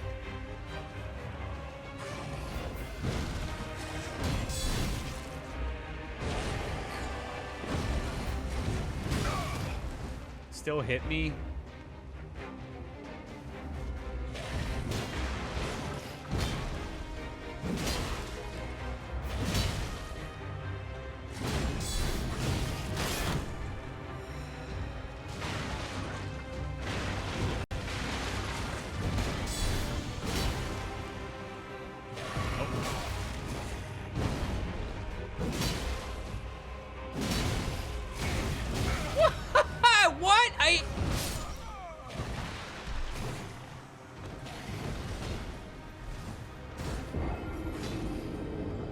I have to be quick.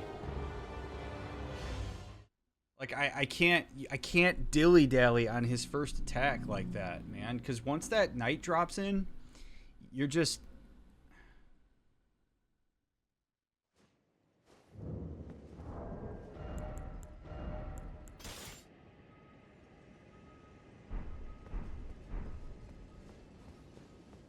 We're going back to the OG. You have a lot of patience, my brain would be shutting down. I mean, this is fun. I know it doesn't maybe look like it, but this is fun.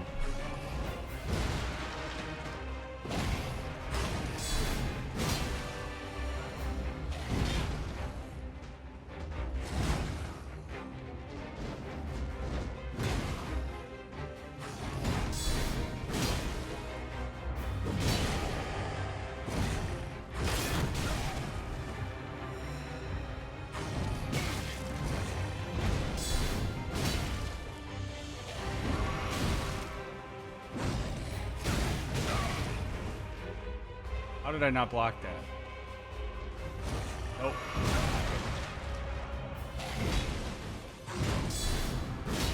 We're in trouble.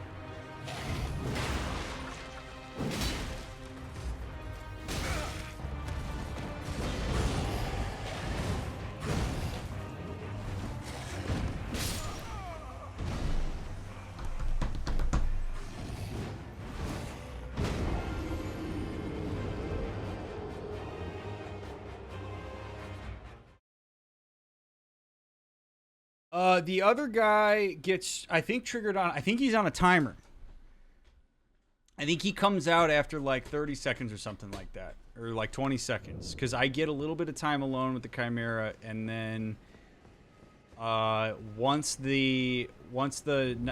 some timer goes down, the night drops out. Because I don't have a sense that... Ah, damn it. When he does that to start, it's the worst possible start.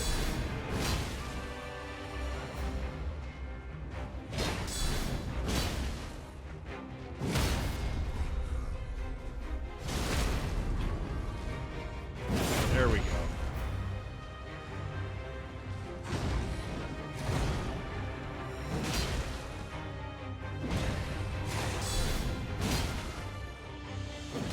Okay.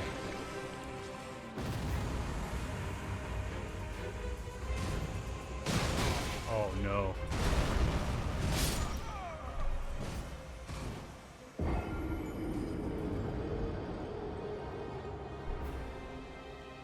Anonymous, thank you for the year. I appreciate it.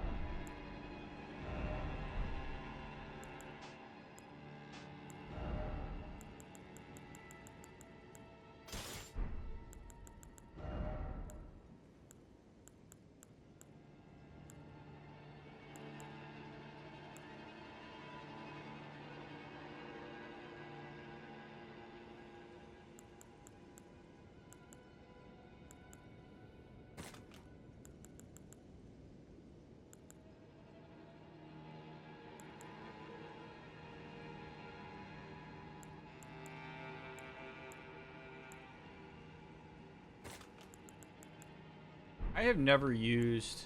I wonder if... this thing do? Please go.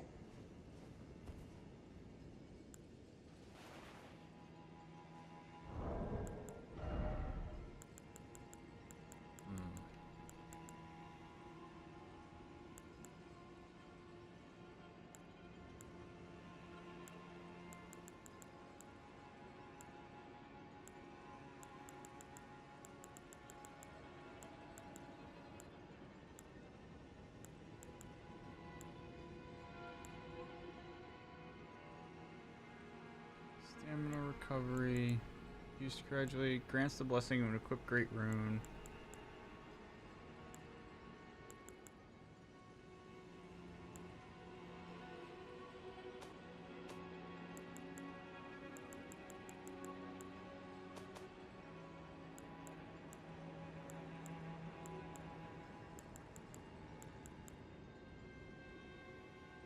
Spell that summons various spirits from ashen items.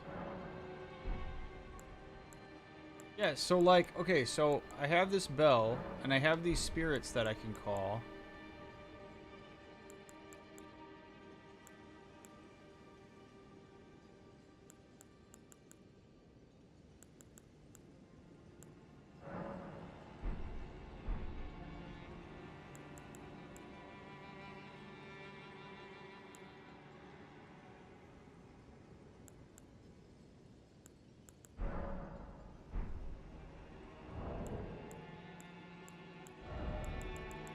Okay, hold on.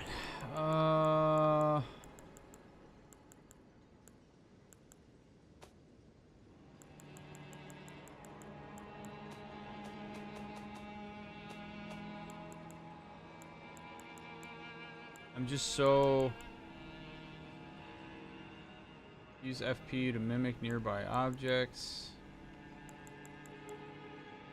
I mean, I could grease my sword. I don't know that that's going to make a big difference.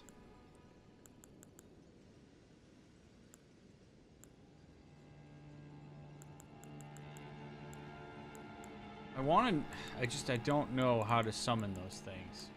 Have you finished your... Or just finished your Cyberpunk run? What a ride it was. I'm so glad you watched it and enjoyed it. Oh man, I just really gotta...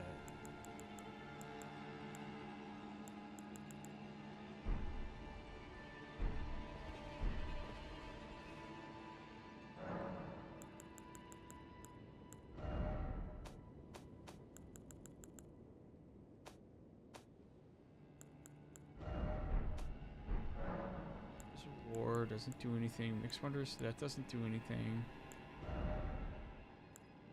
I don't need to do these magic things.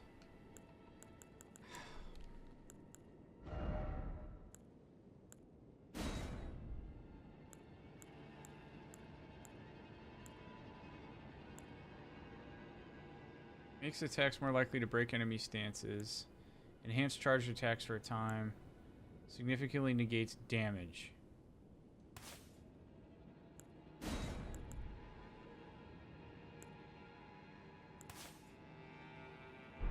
Oh, wait a minute. So I can literally just... Oh, wow.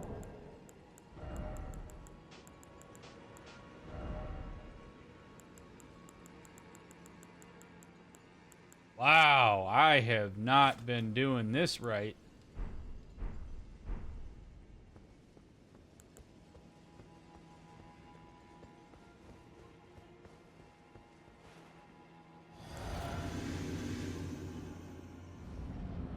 See how long that lasts.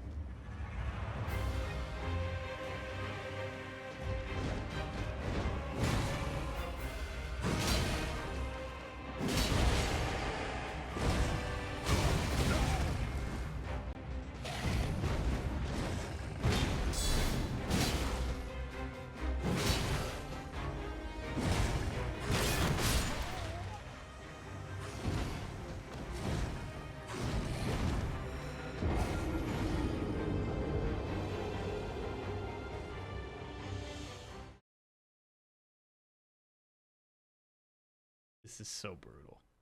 This is so brutal. It's like I'm just sitting here just consistently hitting my balls with a hammer saying, ouch, this really hurts. I really wish this didn't hurt so bad.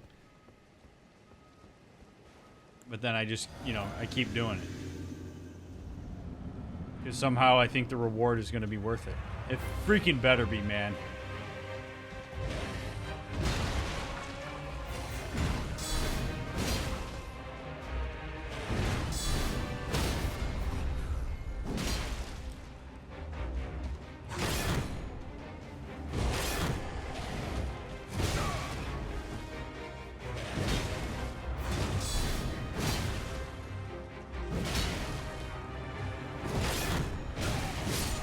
Oh, come on.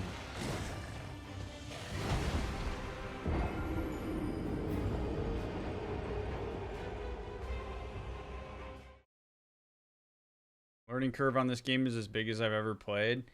Yeah, I mean, you really have to, like, it's just crazy because, like, okay, so I understand the way that this fight works with this guy. I have to counter him. I have to make sure that I break his poise. I have to do enough damage that I can kill this guy before the second guy gets to me. The second guy is the part that is baffling.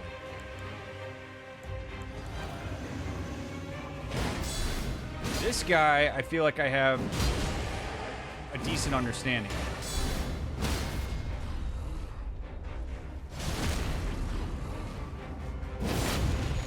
There, see, that's good. That's what we want.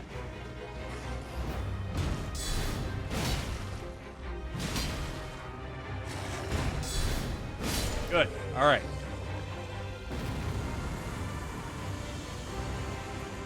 So now, for this guy... Oh, no. Oh, no.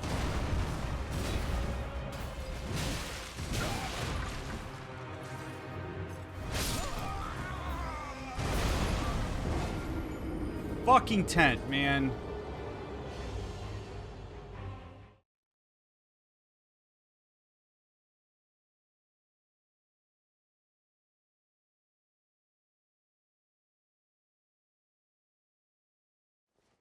Battlefield here is terrible too. Like I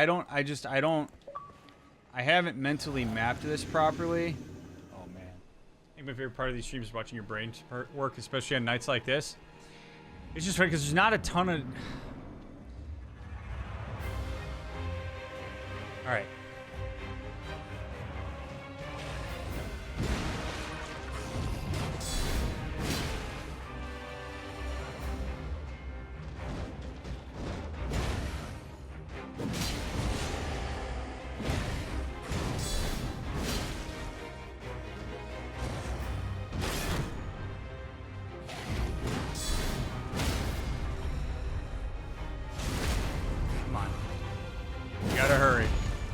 We gotta hurry.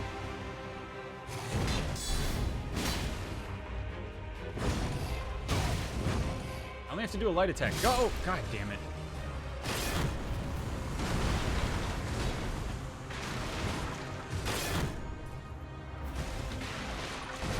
No, no!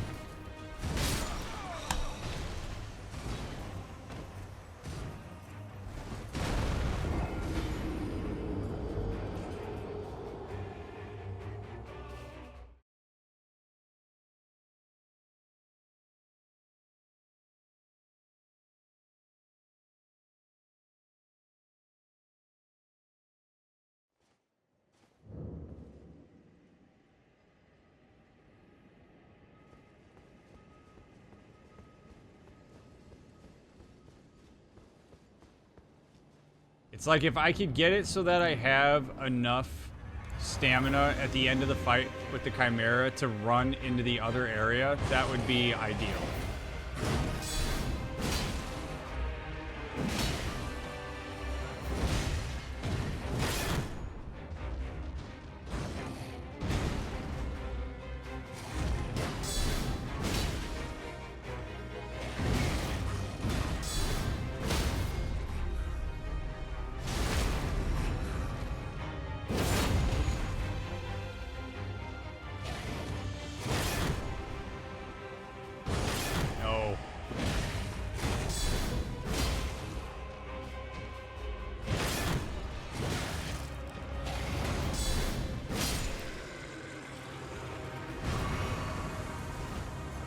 Again.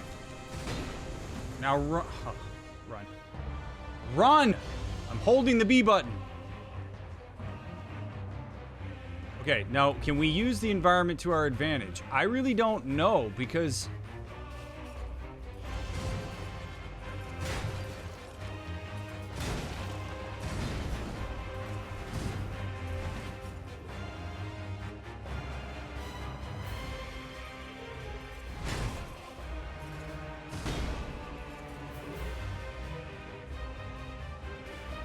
Like, I would love to kite him around that pole over there. I just don't know that that's the way. I wish I had a projectile. But I don't have enough bolts, I think, to, like, really do anything useful with that. 2, 3.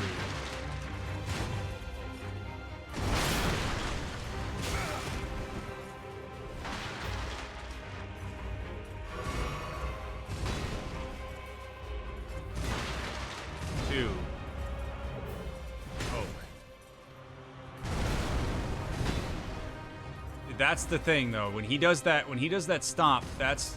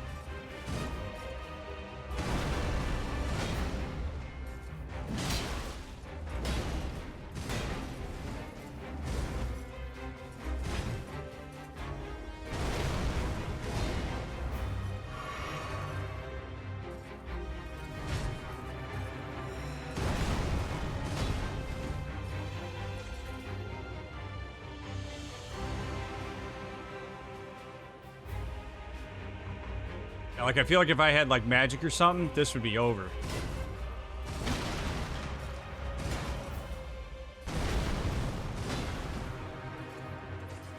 We are really, I mean, I'm talking slow. We are slow playing this. I want him to destroy the environment a bit, too. Like, I need him to take out these tables so that I'm not as stuck on them. That's an important thing, too, I think.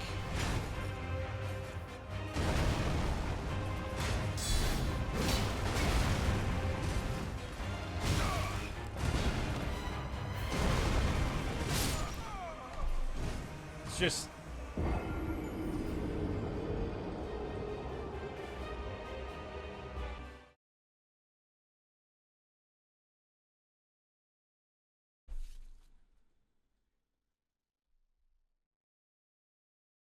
I mean, it was the best run we've had.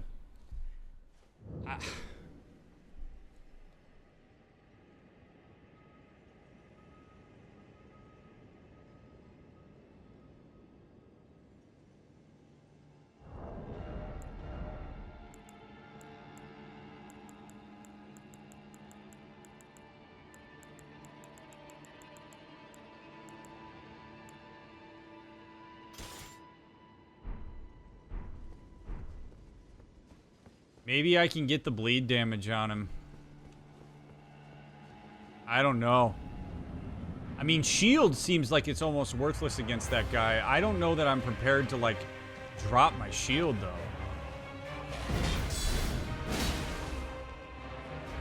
Oh.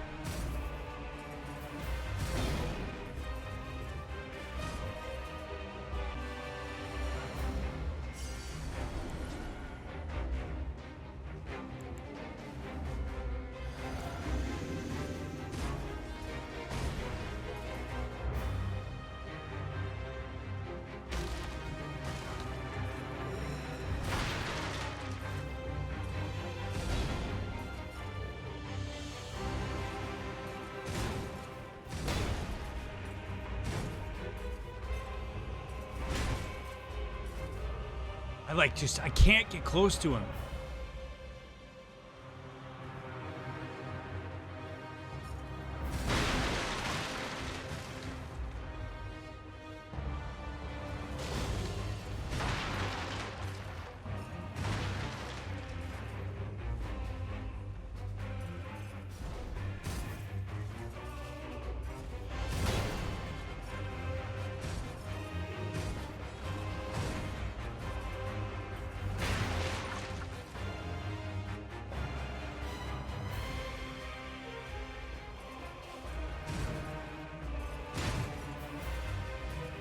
Oh no.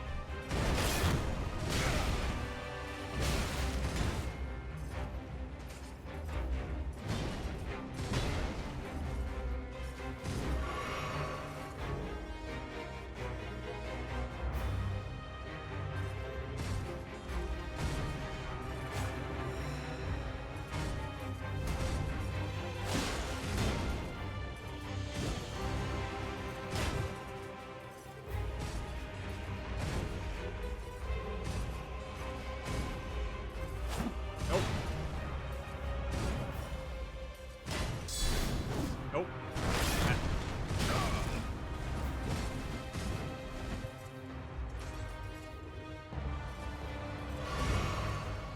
This sword is not going to be it because it doesn't have, I don't have the range.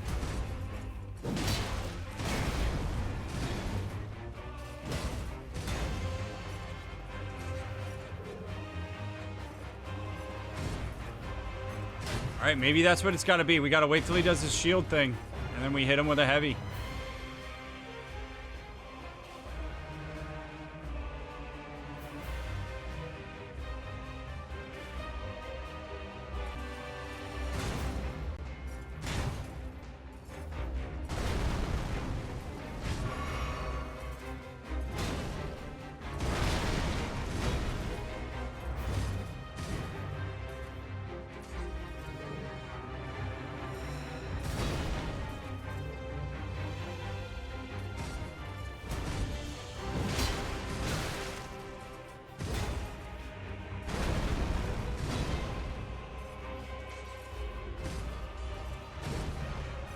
Oh.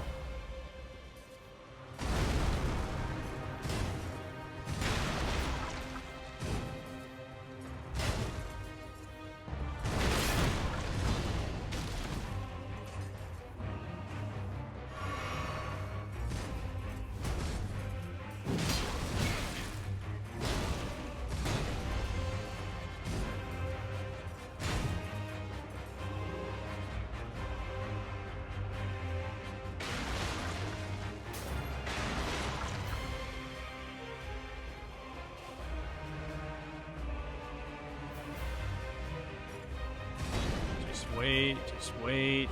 Let him do the shield thing. Do the thing with your shield, buddy.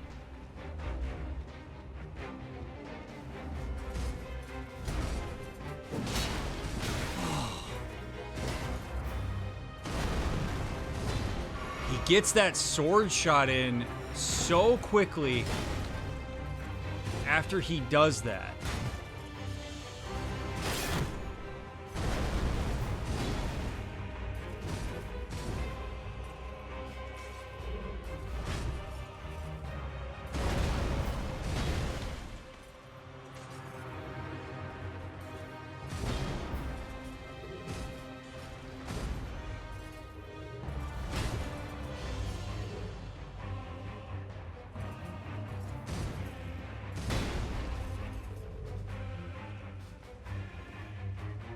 I'm in control.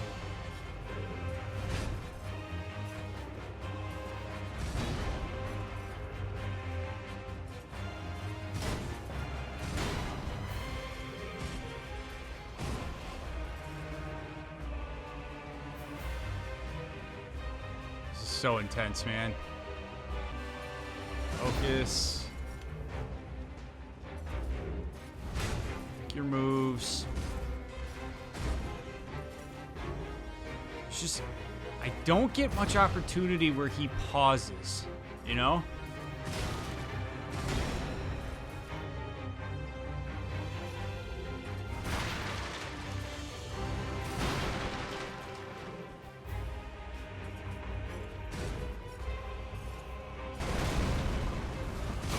no. No.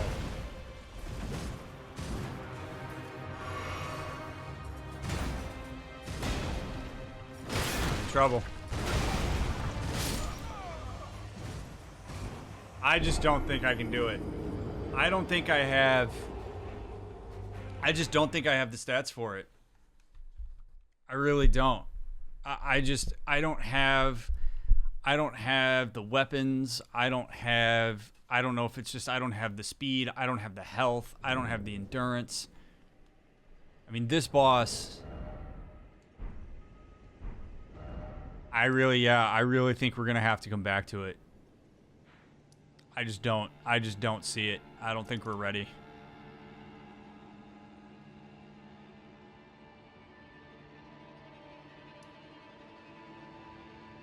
Wild, man.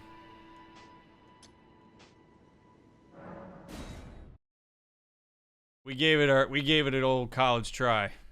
I'm going to be bashing my head against a wall here. There's just no...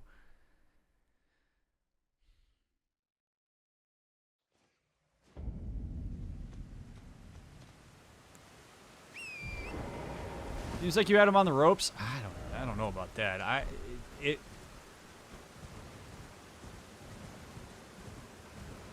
It's a fight where right now, if I'm gonna have any chance at it, I have to be literally perfect. And I just don't know that I have the speed and the dexterity to be able to get shots in on him without getting my ass absolutely handed to me. 35 deaths, good time to take a break. Yeah, 35 deaths is a lot of deaths. 35 chances at that is...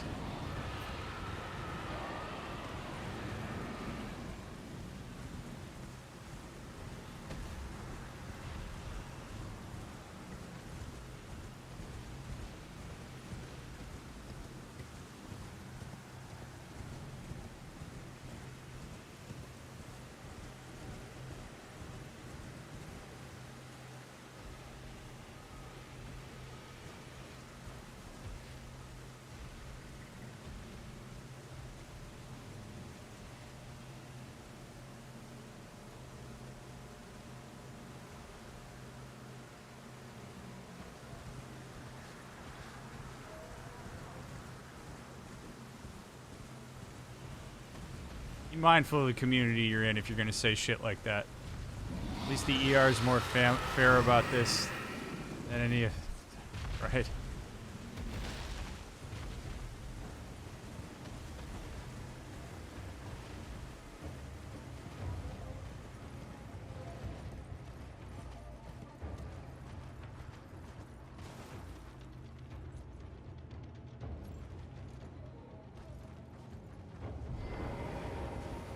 I probably...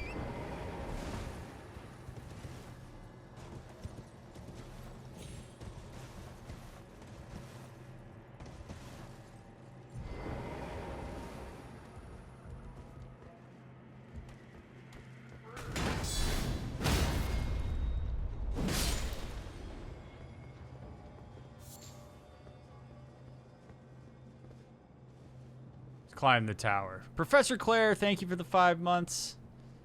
I appreciate that very much, friend.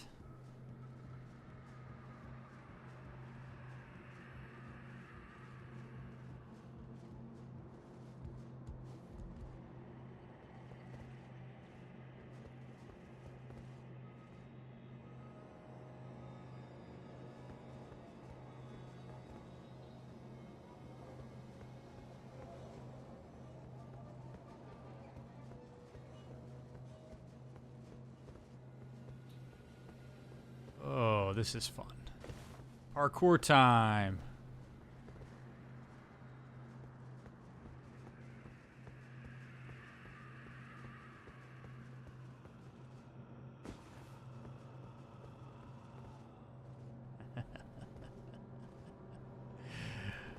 Oh. Uh-oh.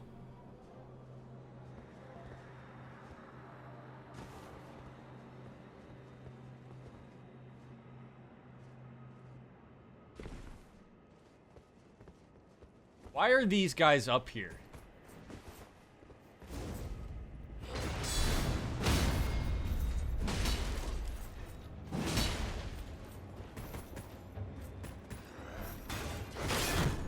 How did I know he was going to do that move? Idiot. Stone sword key. All right.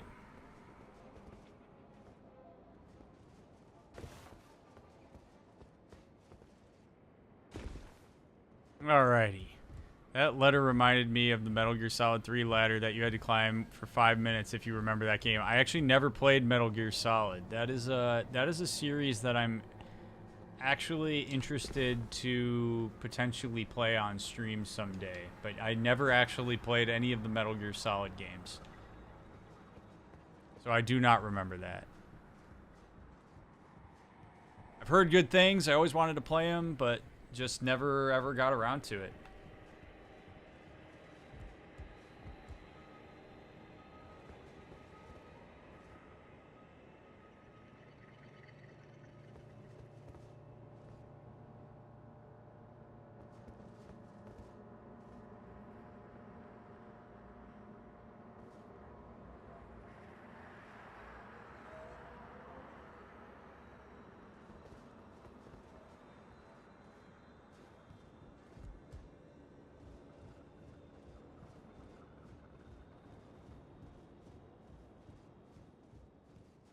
This looks like it'd be more at home in an Assassin's Creed game. Yeah, Assassin's Creed or like Nathan Drake would make quick work of this. This would be no issue at all for him. But for Pat Mawini, a little intense.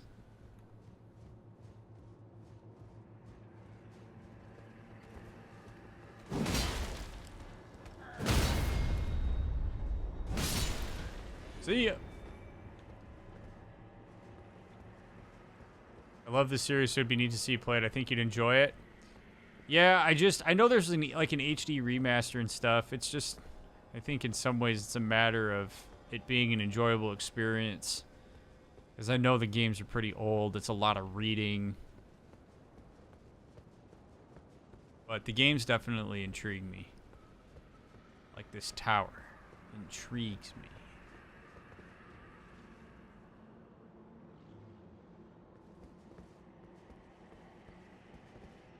Gotta be way down.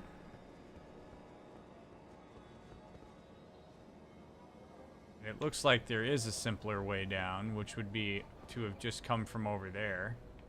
But because I like to make things more complicated than they need to be, I have put myself in a bit of a precarious position.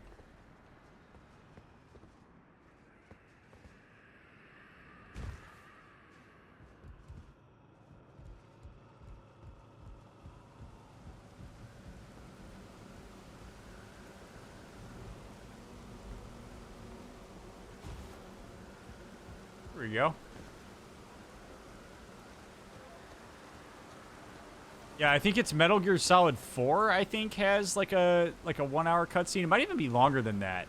I remember Sean telling me about it. He's like, dude, the cutscene for that game is ridiculous. I mean, Assassin's Creed 3 has a ridiculous cutscene in it too.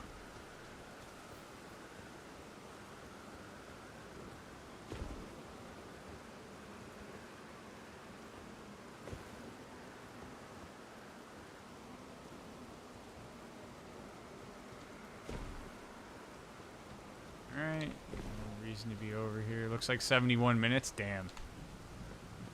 Pretty sure Metal Gear Solid 4 is more cutscene than gameplay? Jeez.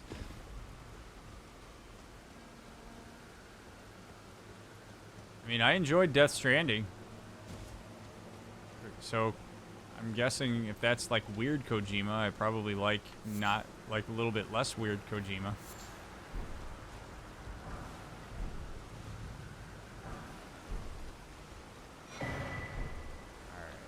So what I'm thinking is,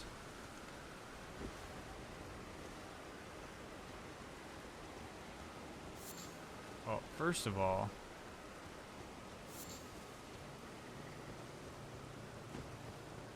I don't even know if I can go inside that tower. It would be cool if I could.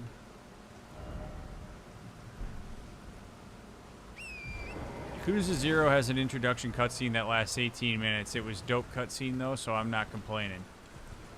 Yakuza 0 is a game that Victoria, I think, would lose her shit if I was to play that on stream.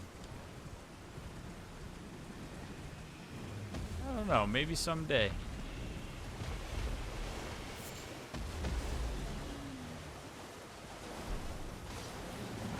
Hurry up, hurry up.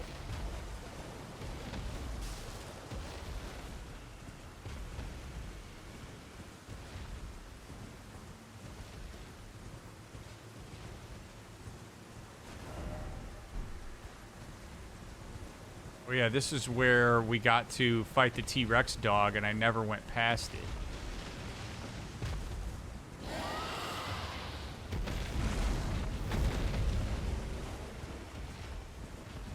There's gotta be a way in that tower. I'm convinced of it. Are you feeling about Elden Ring, though? I'm loving Elden Ring. I mean, I enjoy this game a lot. I realize that it's, not like my normal content, but I use it more as an opportunity to talk with all of you and like answer questions and interact and engage more so than it is a game that like I'm trying to analyze. But I mean, I enjoy the learning that's involved in playing games like these. And I like the challenge. I mean, even when it's ridiculously frustrating, I do enjoy how wild and crazy it can be.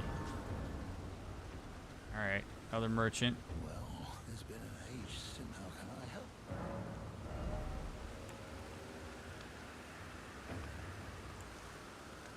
Land of Reed's helm. Land of Reed's armor. Note of imparting knowledge in brief. Gateway, hidden cave. Lost ashes of war.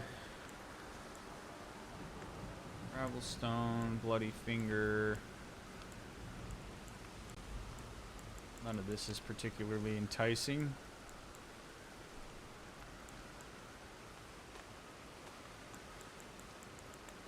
It's gateway, hidden cave.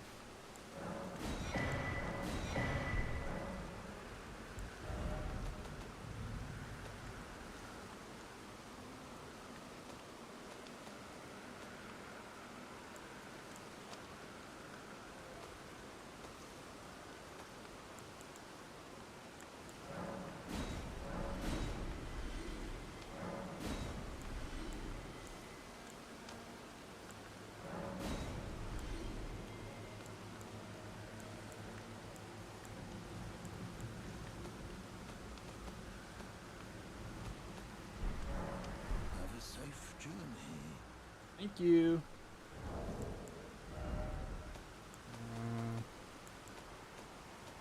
Let's see, what did this guy give me to read?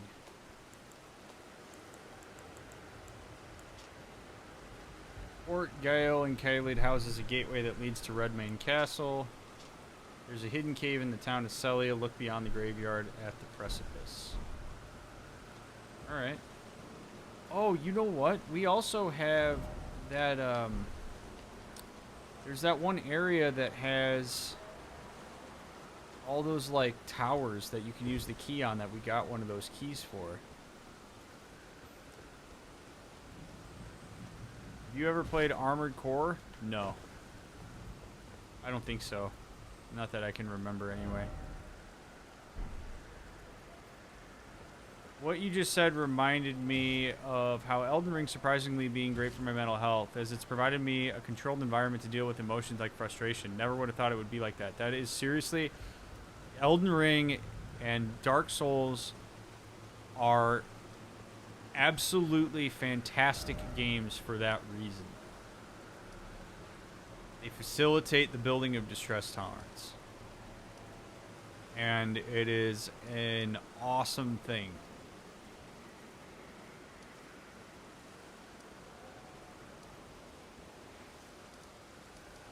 Alright, where that place was all the way up here. Yeah. No. Where was that place? Is it here? 4 belfries? Pretty sure I learned my best breathing exercises via Dark Souls 2. Dark Souls 2 is my favorite Dark Souls. I loved Dark Souls 2. Dark Souls 2 just...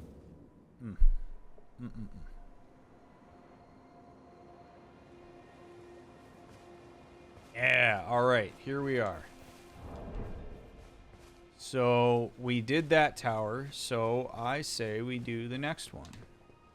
Also, it's unbelievable how fast this game loads. What's up, Proggy? Wim Hof method is my favorite breathing style, also coincidentally used for Dark Souls. I feel like I'm such the outlier when I say Dark Souls 2 is my favorite. Oh, it's great. Rumbling Lands. Do it.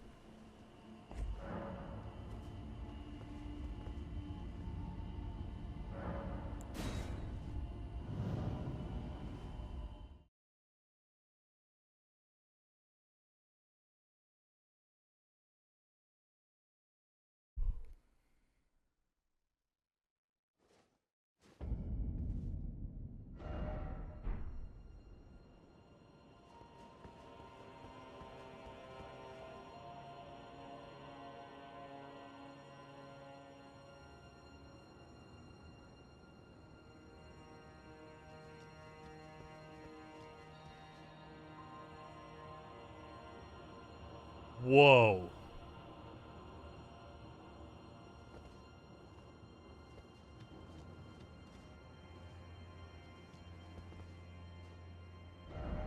Yes, it is, Sean. Witcher 3 is on my list. It'll be a little while before we get to it, but it is on my list. Well, this is cool.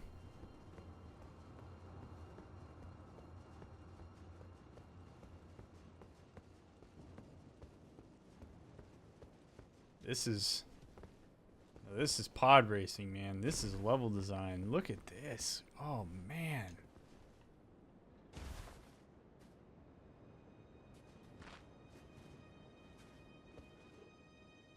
Don't die.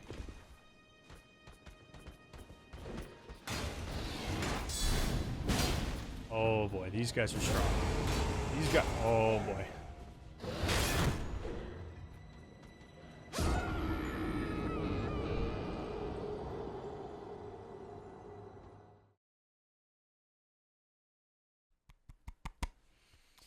Do you have any advice around addressing commitment issues, particularly in the context of cutting yourself off from exploring potential relationships, out of fear that you may end up hurting the other person down the road? And how does one work out whether they're in place to commit to a romantic relationship? Okay, so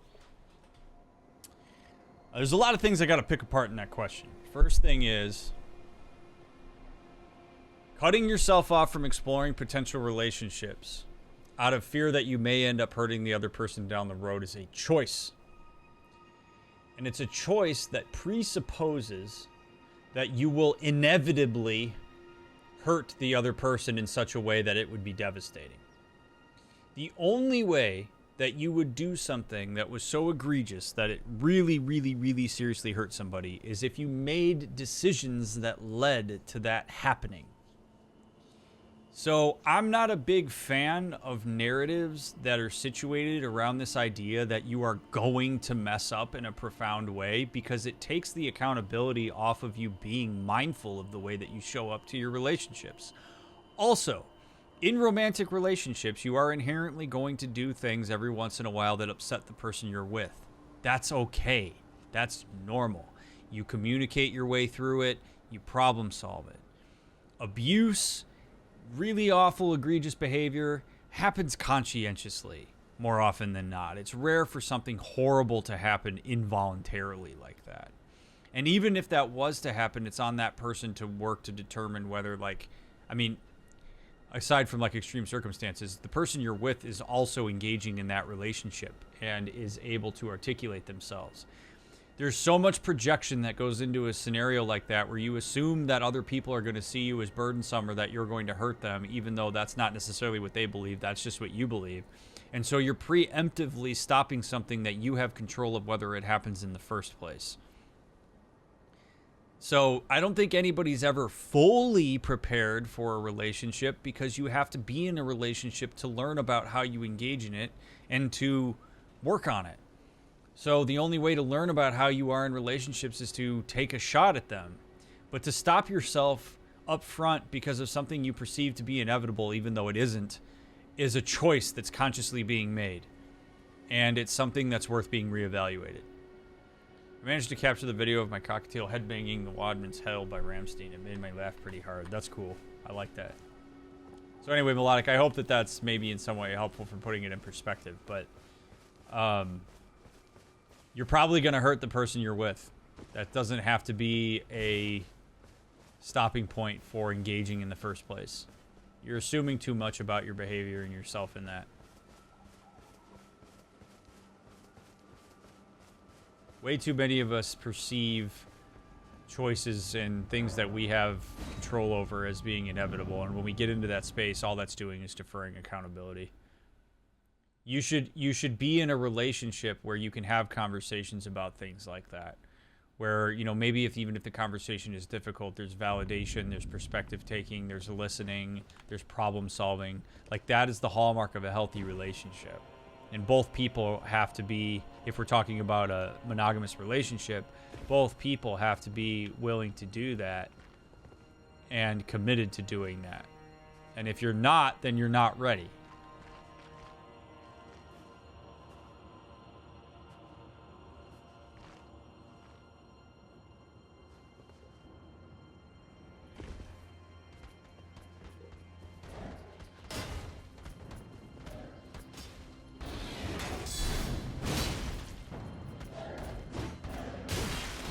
These guys are...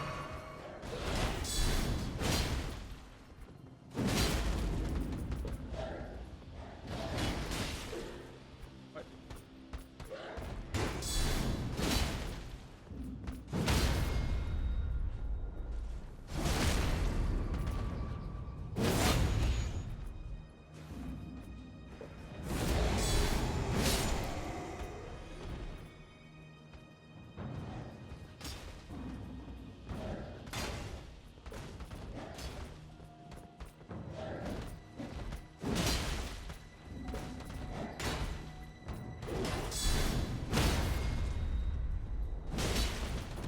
See you later.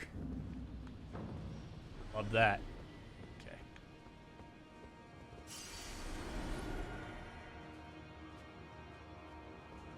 Yeah, being defensive often doesn't help, especially if there's no merit in the defensiveness. Like, relationships are about working together to solve a problem. The perspective that I'm always advocating for with people is it's we versus a problem. If you see who you're with as being diametrically opposed to you at all times when you get into emotional conversations, you're in trouble. Kind of like me right now with being on this spot, because I don't know where the hell to go.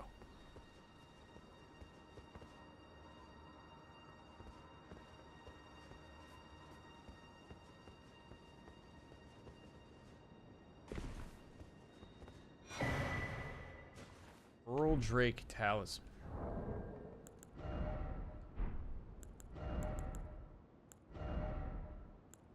Boost non-physical damage negation. Ooh. That's pretty good, but guard counters is still, I think, more important. That's a nice talisman, though. So is this really it? Like, we don't get to go down there and explore this place?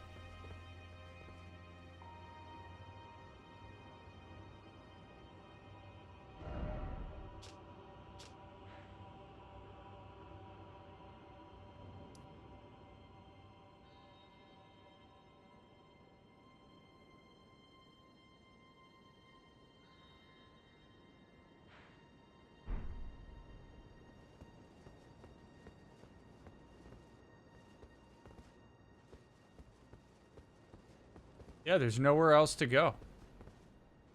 So that must be it. That's a bit of a bummer. Makes me a little sad.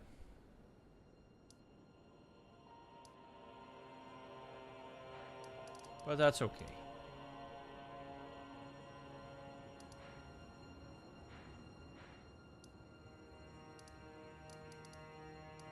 So I want to go that guy said that there was like a cave or whatever nearby a certain place.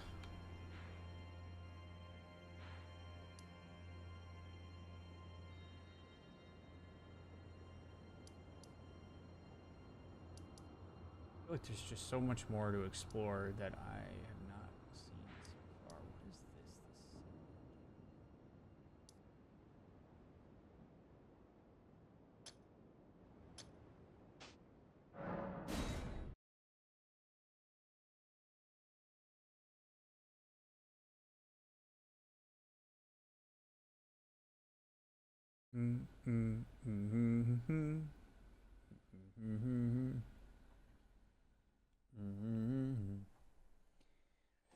Okay.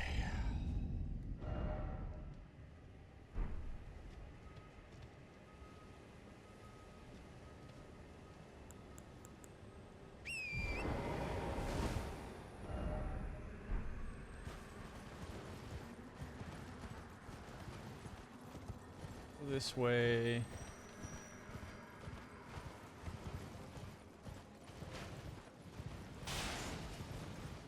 Gotta be, there's like a cave or something around here, I think. Because these guys are obviously, they're guarding something.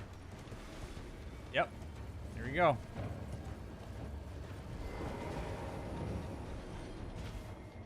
Yale Tunnel.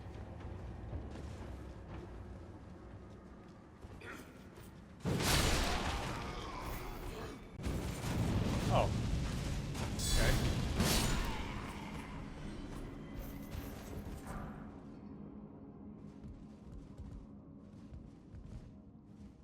All right. Once more into the breach, my friends.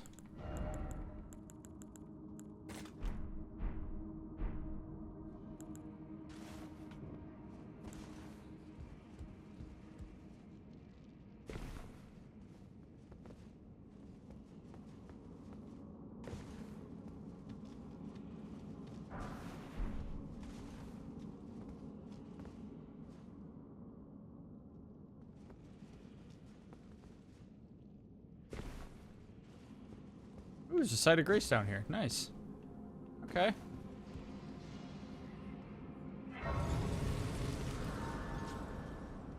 Good night, lady. Alright, let's see what awaits us down here.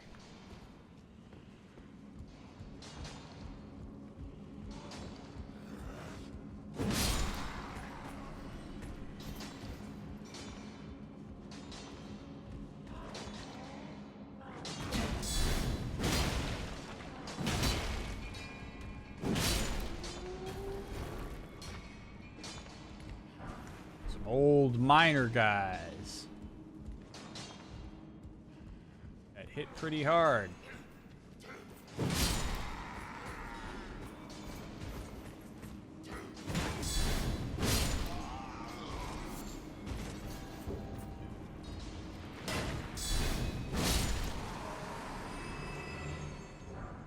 I love when we come down here how many smithing stones there are.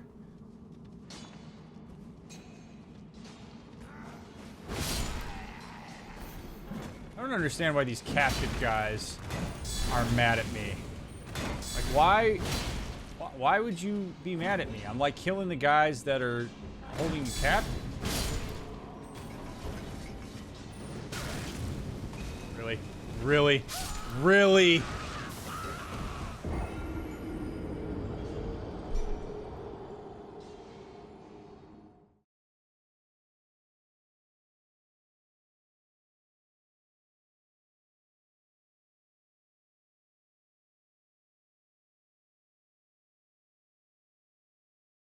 Come on. How am I supposed to know that that guy is gonna start blowing fire out of his lantern? How am I supposed to know that?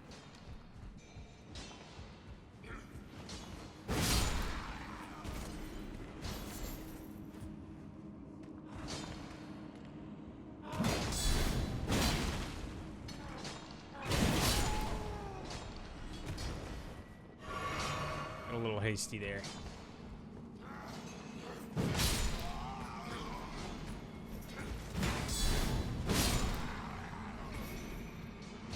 Oh. Well, my hope is that we at least get a solid amount of runes and smithing stones from being down here.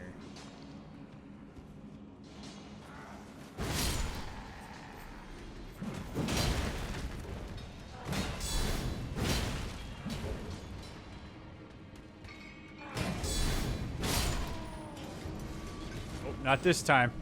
I know what you're up to. Not this time. Nope. You want to do your mosquito repelling elsewhere, man.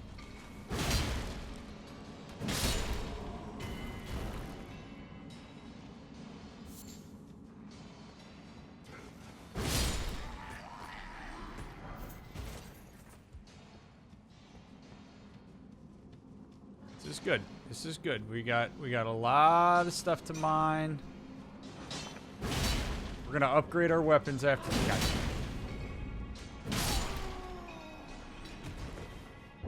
Yeah, we're getting lot of souls. So this is good.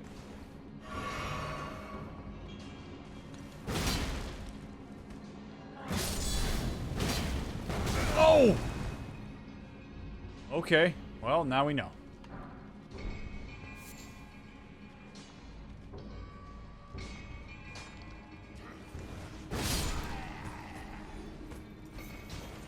No! Oh boy.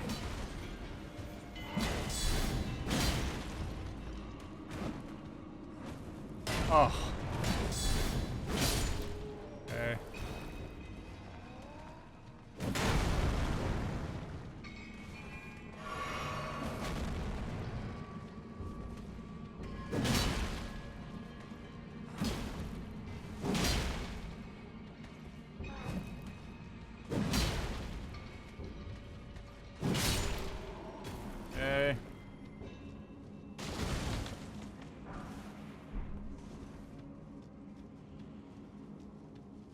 There's gonna be a boss down here. You know there's gonna be a boss down here.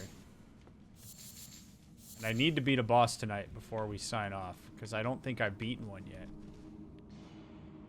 Any advice for not being able to concentrate on a game for more than like 30 minutes and being unable to choose one? You are able to choose one, you're just not choosing one. Like, literally it comes down to reaching out, grabbing one, putting it in, or your console, or picking it on Steam. Like, it's not about ability, it's about decision making. And if there's anxiety associated with whether you'll pick the right one, and you're delaying that by not making a choice, which means to choose not to pick anything, then all that is just anxiety management. It's important to acknowledge it as that. As far as struggling to concentrate on a game, it depends. It depends on what the distractions are. You know, it's hard for me to know specifically what's distracting me. Oh, shit. I should have guessed that there was going to be one of these.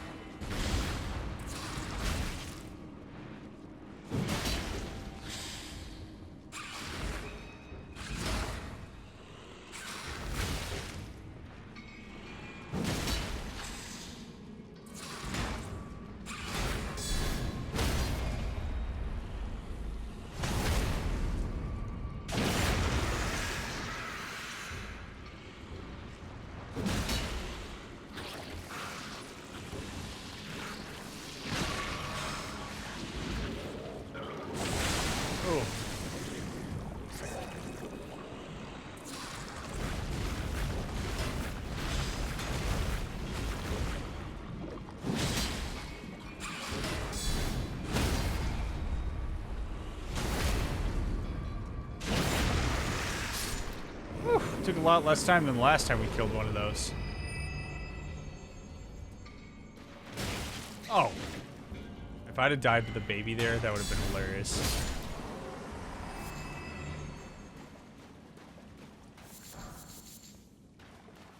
And I've collected so many things, and I legitimately don't know what the purpose is. I still haven't figured out where to craft shit. Like it's like I'm holding so many mats, and it's just like doesn't matter. Cross Naginata. Spear. Cool. All right. I experienced that with trying to pick a movie. Feels streaming services are oversaturated these days. Yeah, they are. Out of curiosity, do you take continuing education sort of classes? Yes. If so, if you don't mind me sharing, what's a topic you've learned about recently that you found interesting or educational? So I have to do a certain amount of CEUs every 2 years to renew my license in both states. As far as what... So it's kind of interesting. When you do CEUs, one of the things that's kind of difficult about CEUs is that you are required to do a certain type of CEU. Like, or certain types of CEUs.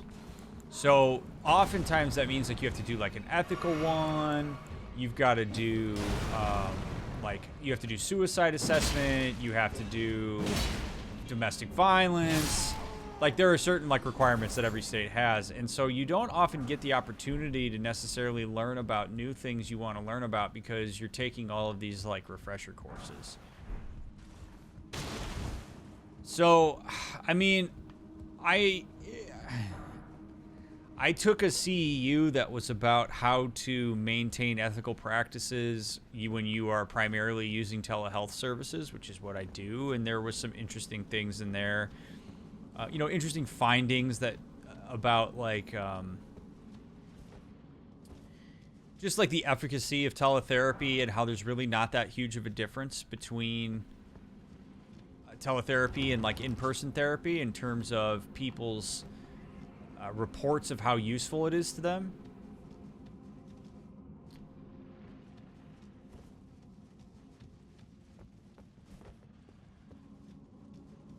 And just, you know, ways to make sure that you're HIPAA compliant, ways to soundproof your room, things like that, which is kind of interesting, but...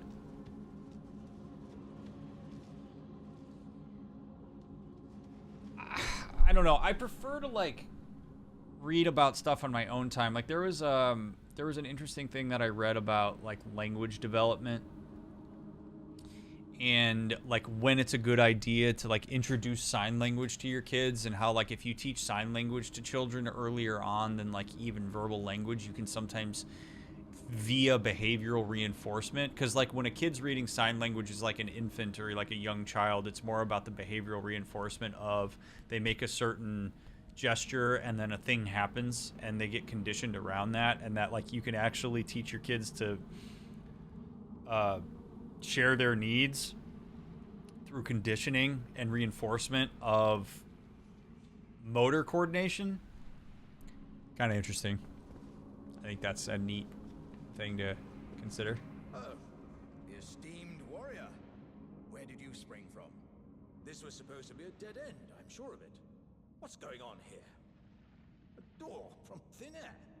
Well, stranger things happen at sea, or so I'm told. But onward to the Kaled Wilds. Gosh, that dead end had me rather stumped. It's time I set the festival at Redmane Castle on the southern edge of the scarlet rot blighted Kaled Wilds. Doesn't the thought just set your heart aflutter? It's time I set the festival. Doesn't the thought just... Is there a name for that thing when your brain just randomly presents you with embarrassing, painful memory out of nowhere and no apparent reason, and all kind of ruins your day? Intrusive thoughts. What would be a kind of... Yes, that is a kind of intrusive thought. Always feels like my brain is actively working against me. It's not. Believe it or not. Your brain's not actively working against you. It is just conjuring up certain images, and it can be for whatever reason. Sometimes it's out of protection. Like there's all sorts of stuff. But I do think it's important for people to conceptualize their brain less as working against them and more as like telling you something. Does it mean that you have to like give it a bunch of energy? No. In fact, you could really work to focus on the ways you respond to those intrusive thoughts, because that can actually be more effective than trying to stop them themselves or judging yourself for the fact that you're experiencing them. So, yeah, it happens. It's just intrusive thoughts. Any thought you have in your mind that you don't want to have be there is an intrusive thought. Like, plain and simple.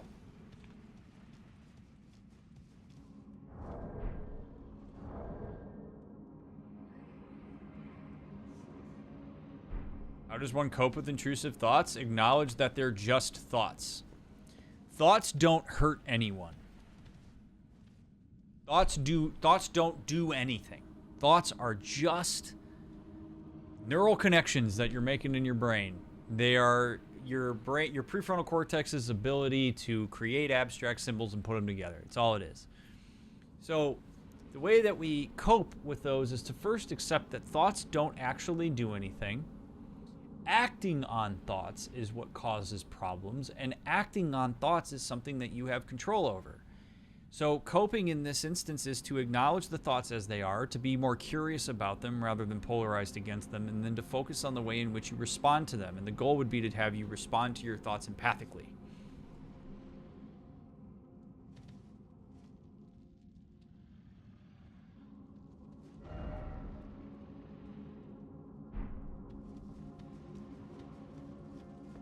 Person has general anxiety disorder but doesn't go for professional treatment. Will they go from activity to activity or person to person to try to soothe that anxiety? Depends. If that's the way that they've learned to mitigate their anxiety, that certainly could be a way that a person orients themselves to it, but that wouldn't be necessarily a hallmark of GAD. That's just a way that a person's learned to navigate anxiety. Boy, do I want to do level up? You know what I want to do? So where are we? We're at the rear Gale Tunnel entrance. Let's see if we can fight this boss that's in... Well, no. I see I have a lot of runes. So I want to go out here, and then I want to try to go to the round table. I want to go talk to the smith there, and I want to upgrade some stuff. That feels important to do.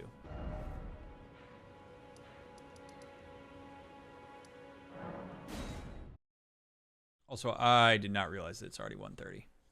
Whatever. Thanks for staying up so late with me, friends. I do hope that you are enjoying the stream. I assume that you are, since you're here with me. But thank you for taking some time out of your day to chill with me.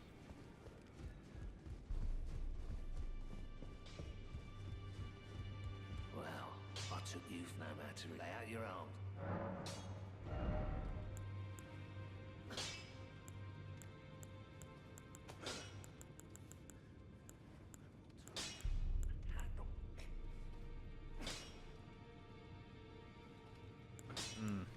Uh-oh.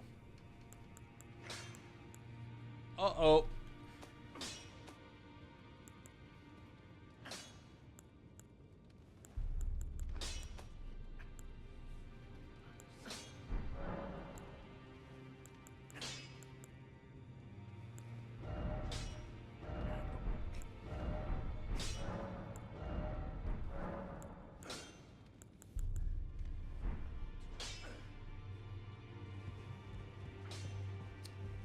Alright, so we can't upgrade our stuff.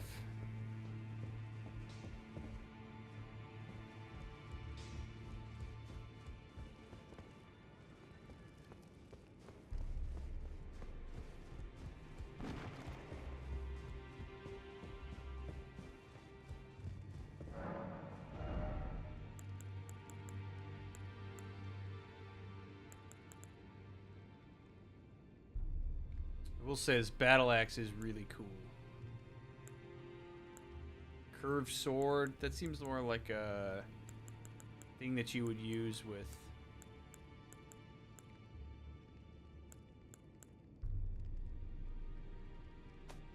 $800.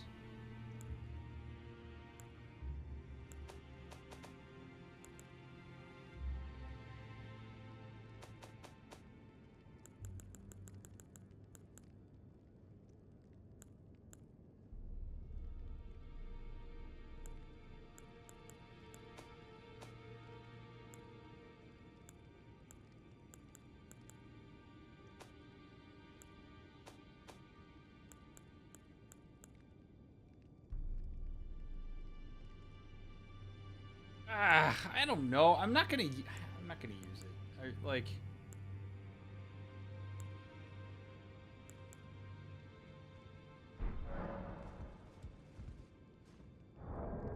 I'm so confused about this bell thing. Like, my hypothesis is that if I ring that bell, that's what I can use to summon people. But I don't know. Is it a weapon? No. Is it?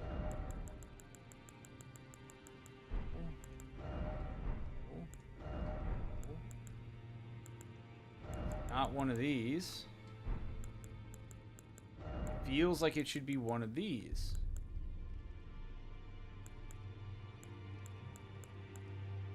But it's not here. It's not a consumable.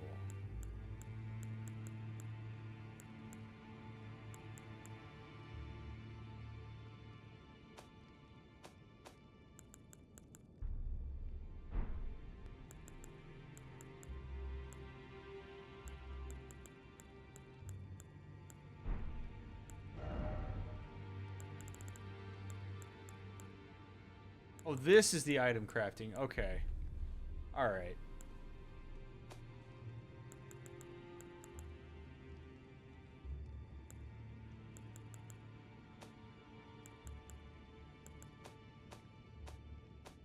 I wonder, man, like that, I could make so many of these fire pots. I wonder if I wonder if chucking the fire pots at that guy, that boss that I'm having a hard time with, I wonder what that would do, like how much damage that would do. Because I could fire like 70 pots at that guy.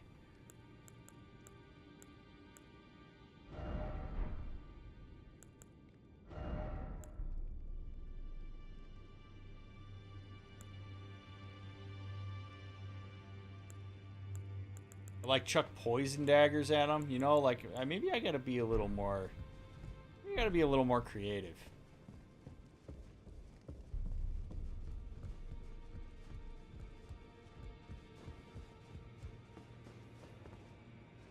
What is it? The map indicates where it will lead you to Garank.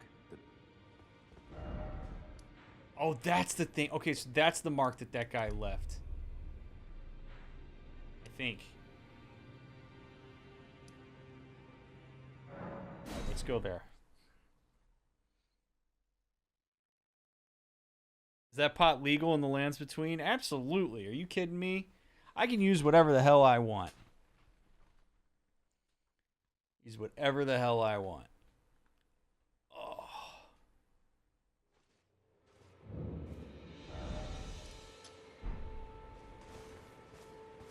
All right. Go.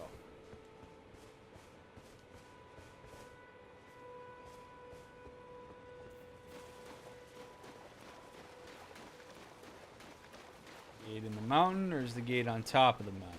I'm guessing it's oh.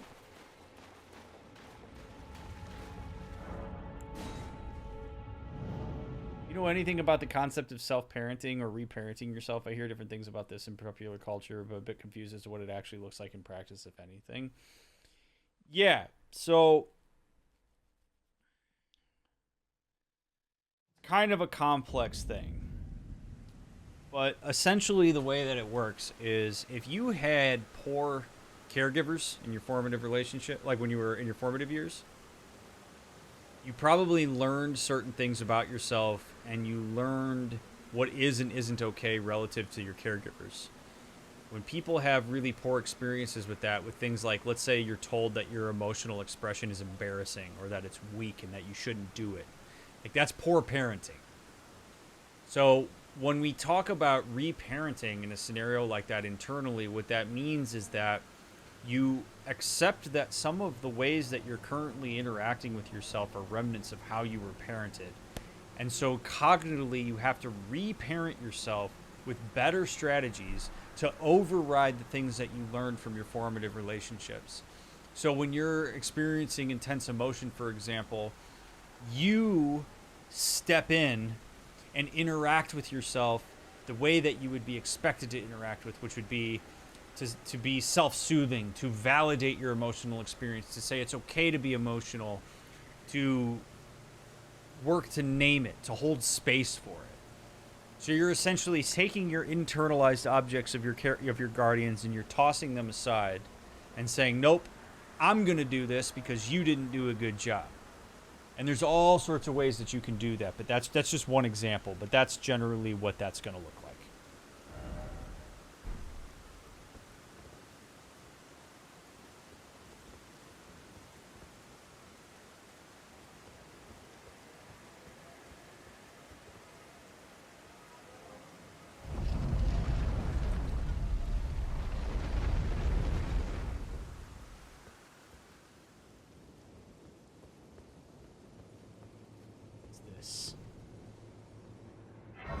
Good night, Anonymous. Oh, no, you're not. It's all good, Anonymous. Don't ever worry about it. I'm terrible at responding, so I don't ever take it personally when people don't respond. All good, friend.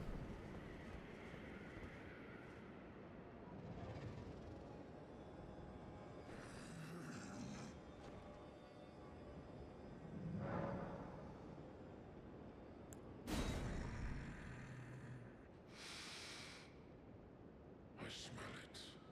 Death. Feed it me.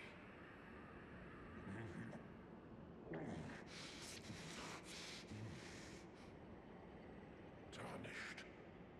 Bring more death. I shall grant thee eye and claw. Feed me more. You got it, bud.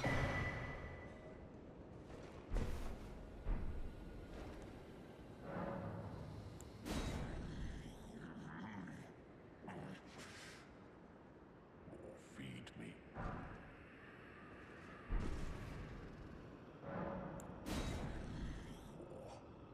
I'm the feed me. I shall feed me. Jeez, dude, there's only so much to go around. Clawmark seal.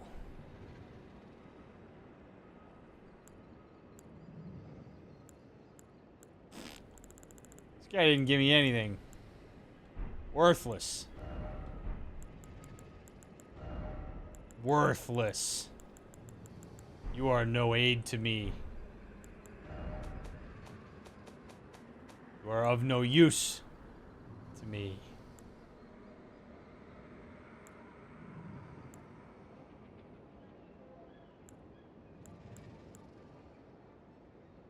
Increases talisman equip slots. How do I use this?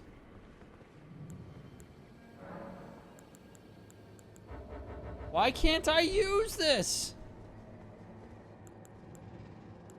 Like, I have all these things and I can't use them.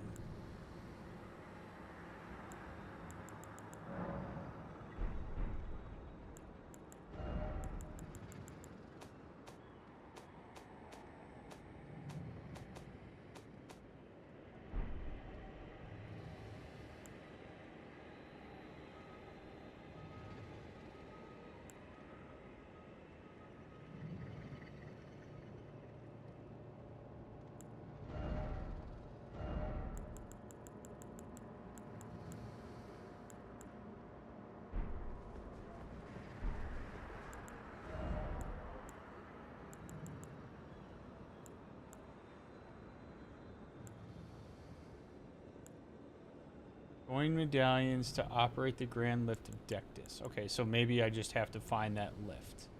But I want to know... I'm holding 2 of these.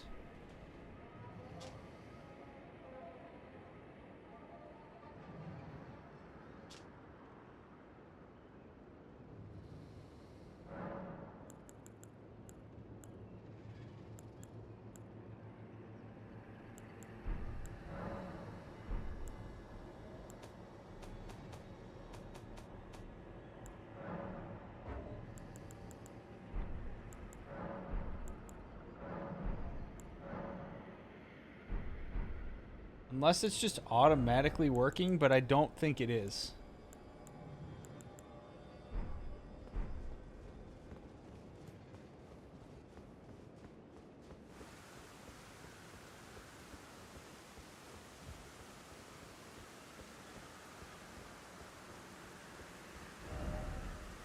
So that's what's... Okay.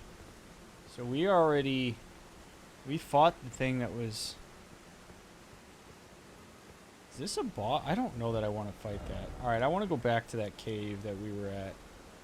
I want to get a boss fight in.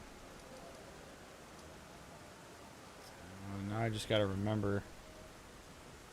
Oh god, where the hell that was.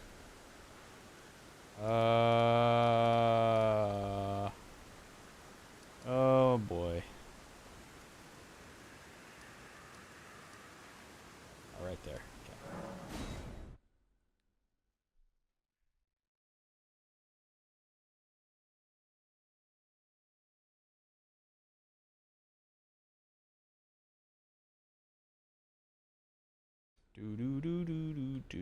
Okay. In we go. To fight whatever boss awaits us in here.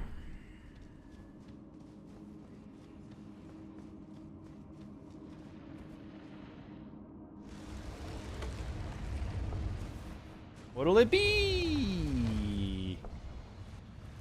A dragon. Okay.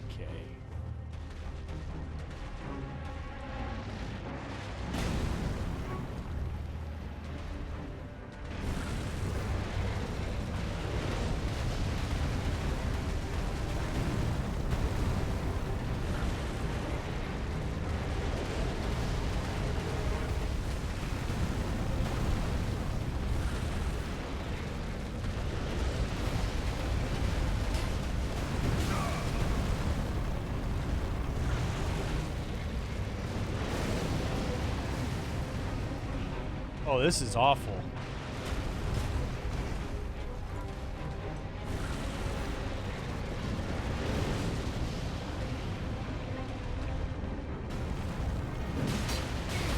Oh, shit.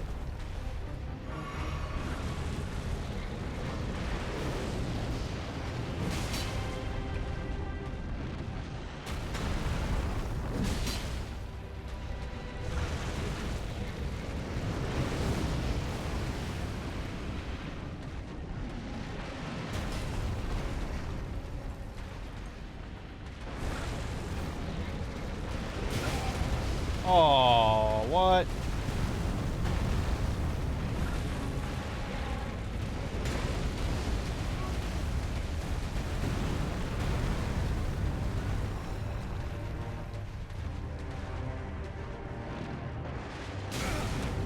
Gee, what?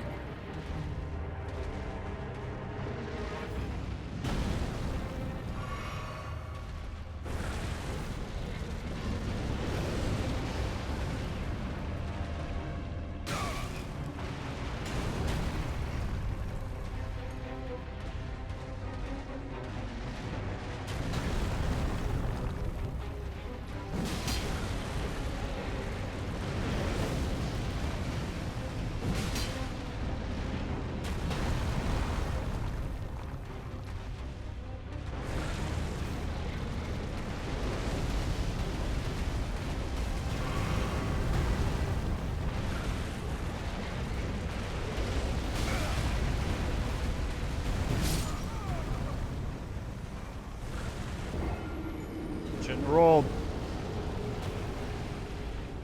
Shouldn't have rolled.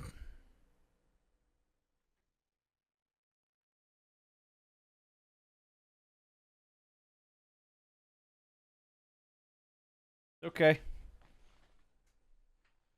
Okay. We got some decent moves in there. I actually don't think that this weapon is the ideal weapon. I actually do think that this is, because if I can get him to bleed, I think that's going to be better. Plus I have a little bit of extra mobility, and this... Yeah. Okay. We're going to try this.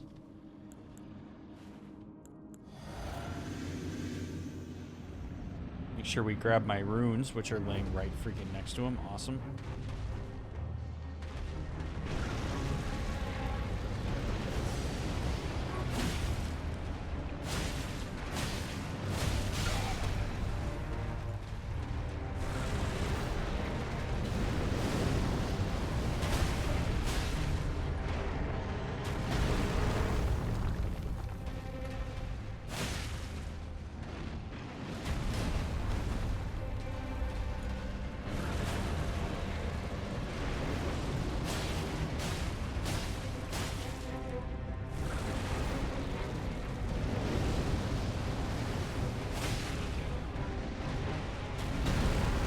Unless this guy's like immune to bleed?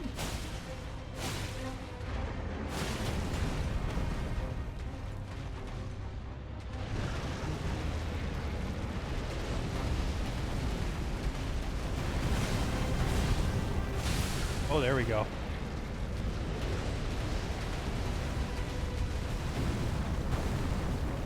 That's the kind of strategery we're looking for there.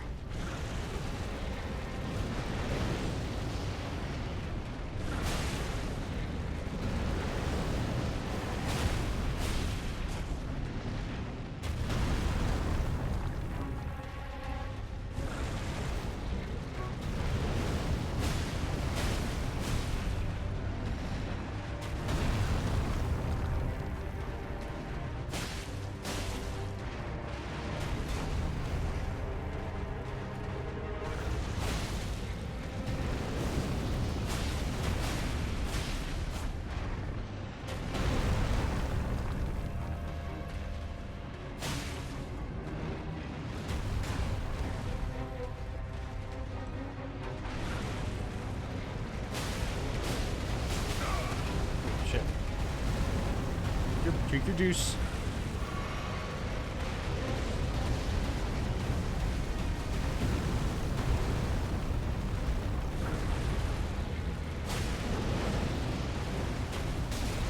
I'm in danger. I'm in danger. Drink.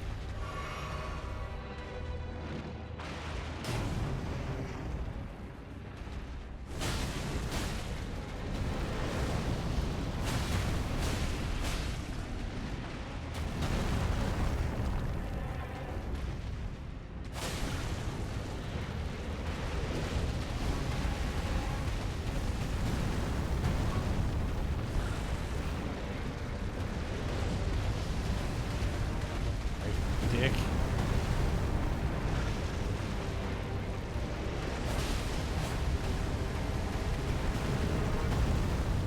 Need him to bleed.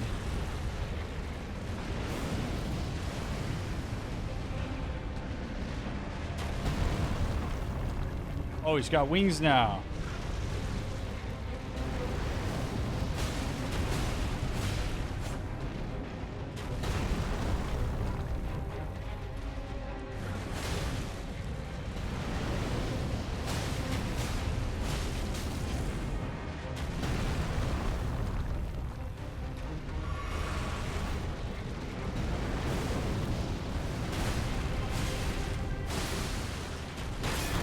Oh.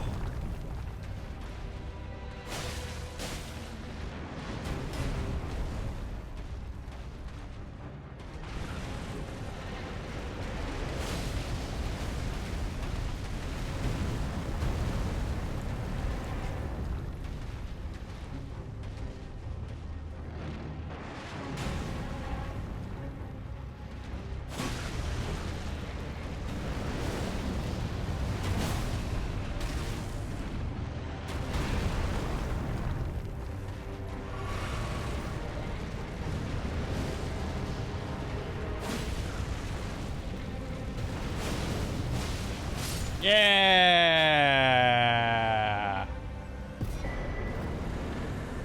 There we go. Whew.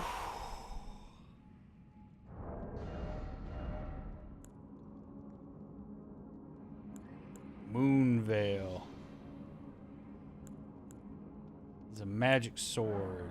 Unable to use this item with present attributes. What do I need? Equipment? Oh, 23 intellect. Okay. Dragon heart? Let's see. I'm guessing that's...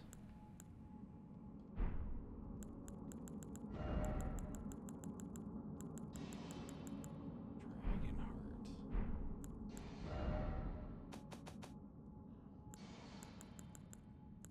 Gain power of the dragon at the dragon communion altar. Okay.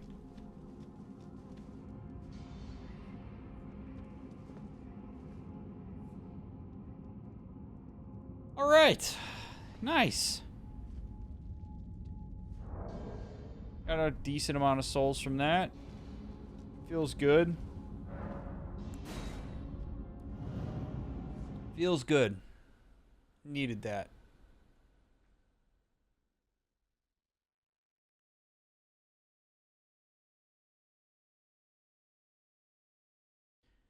Always good to end on a boss death. Agree.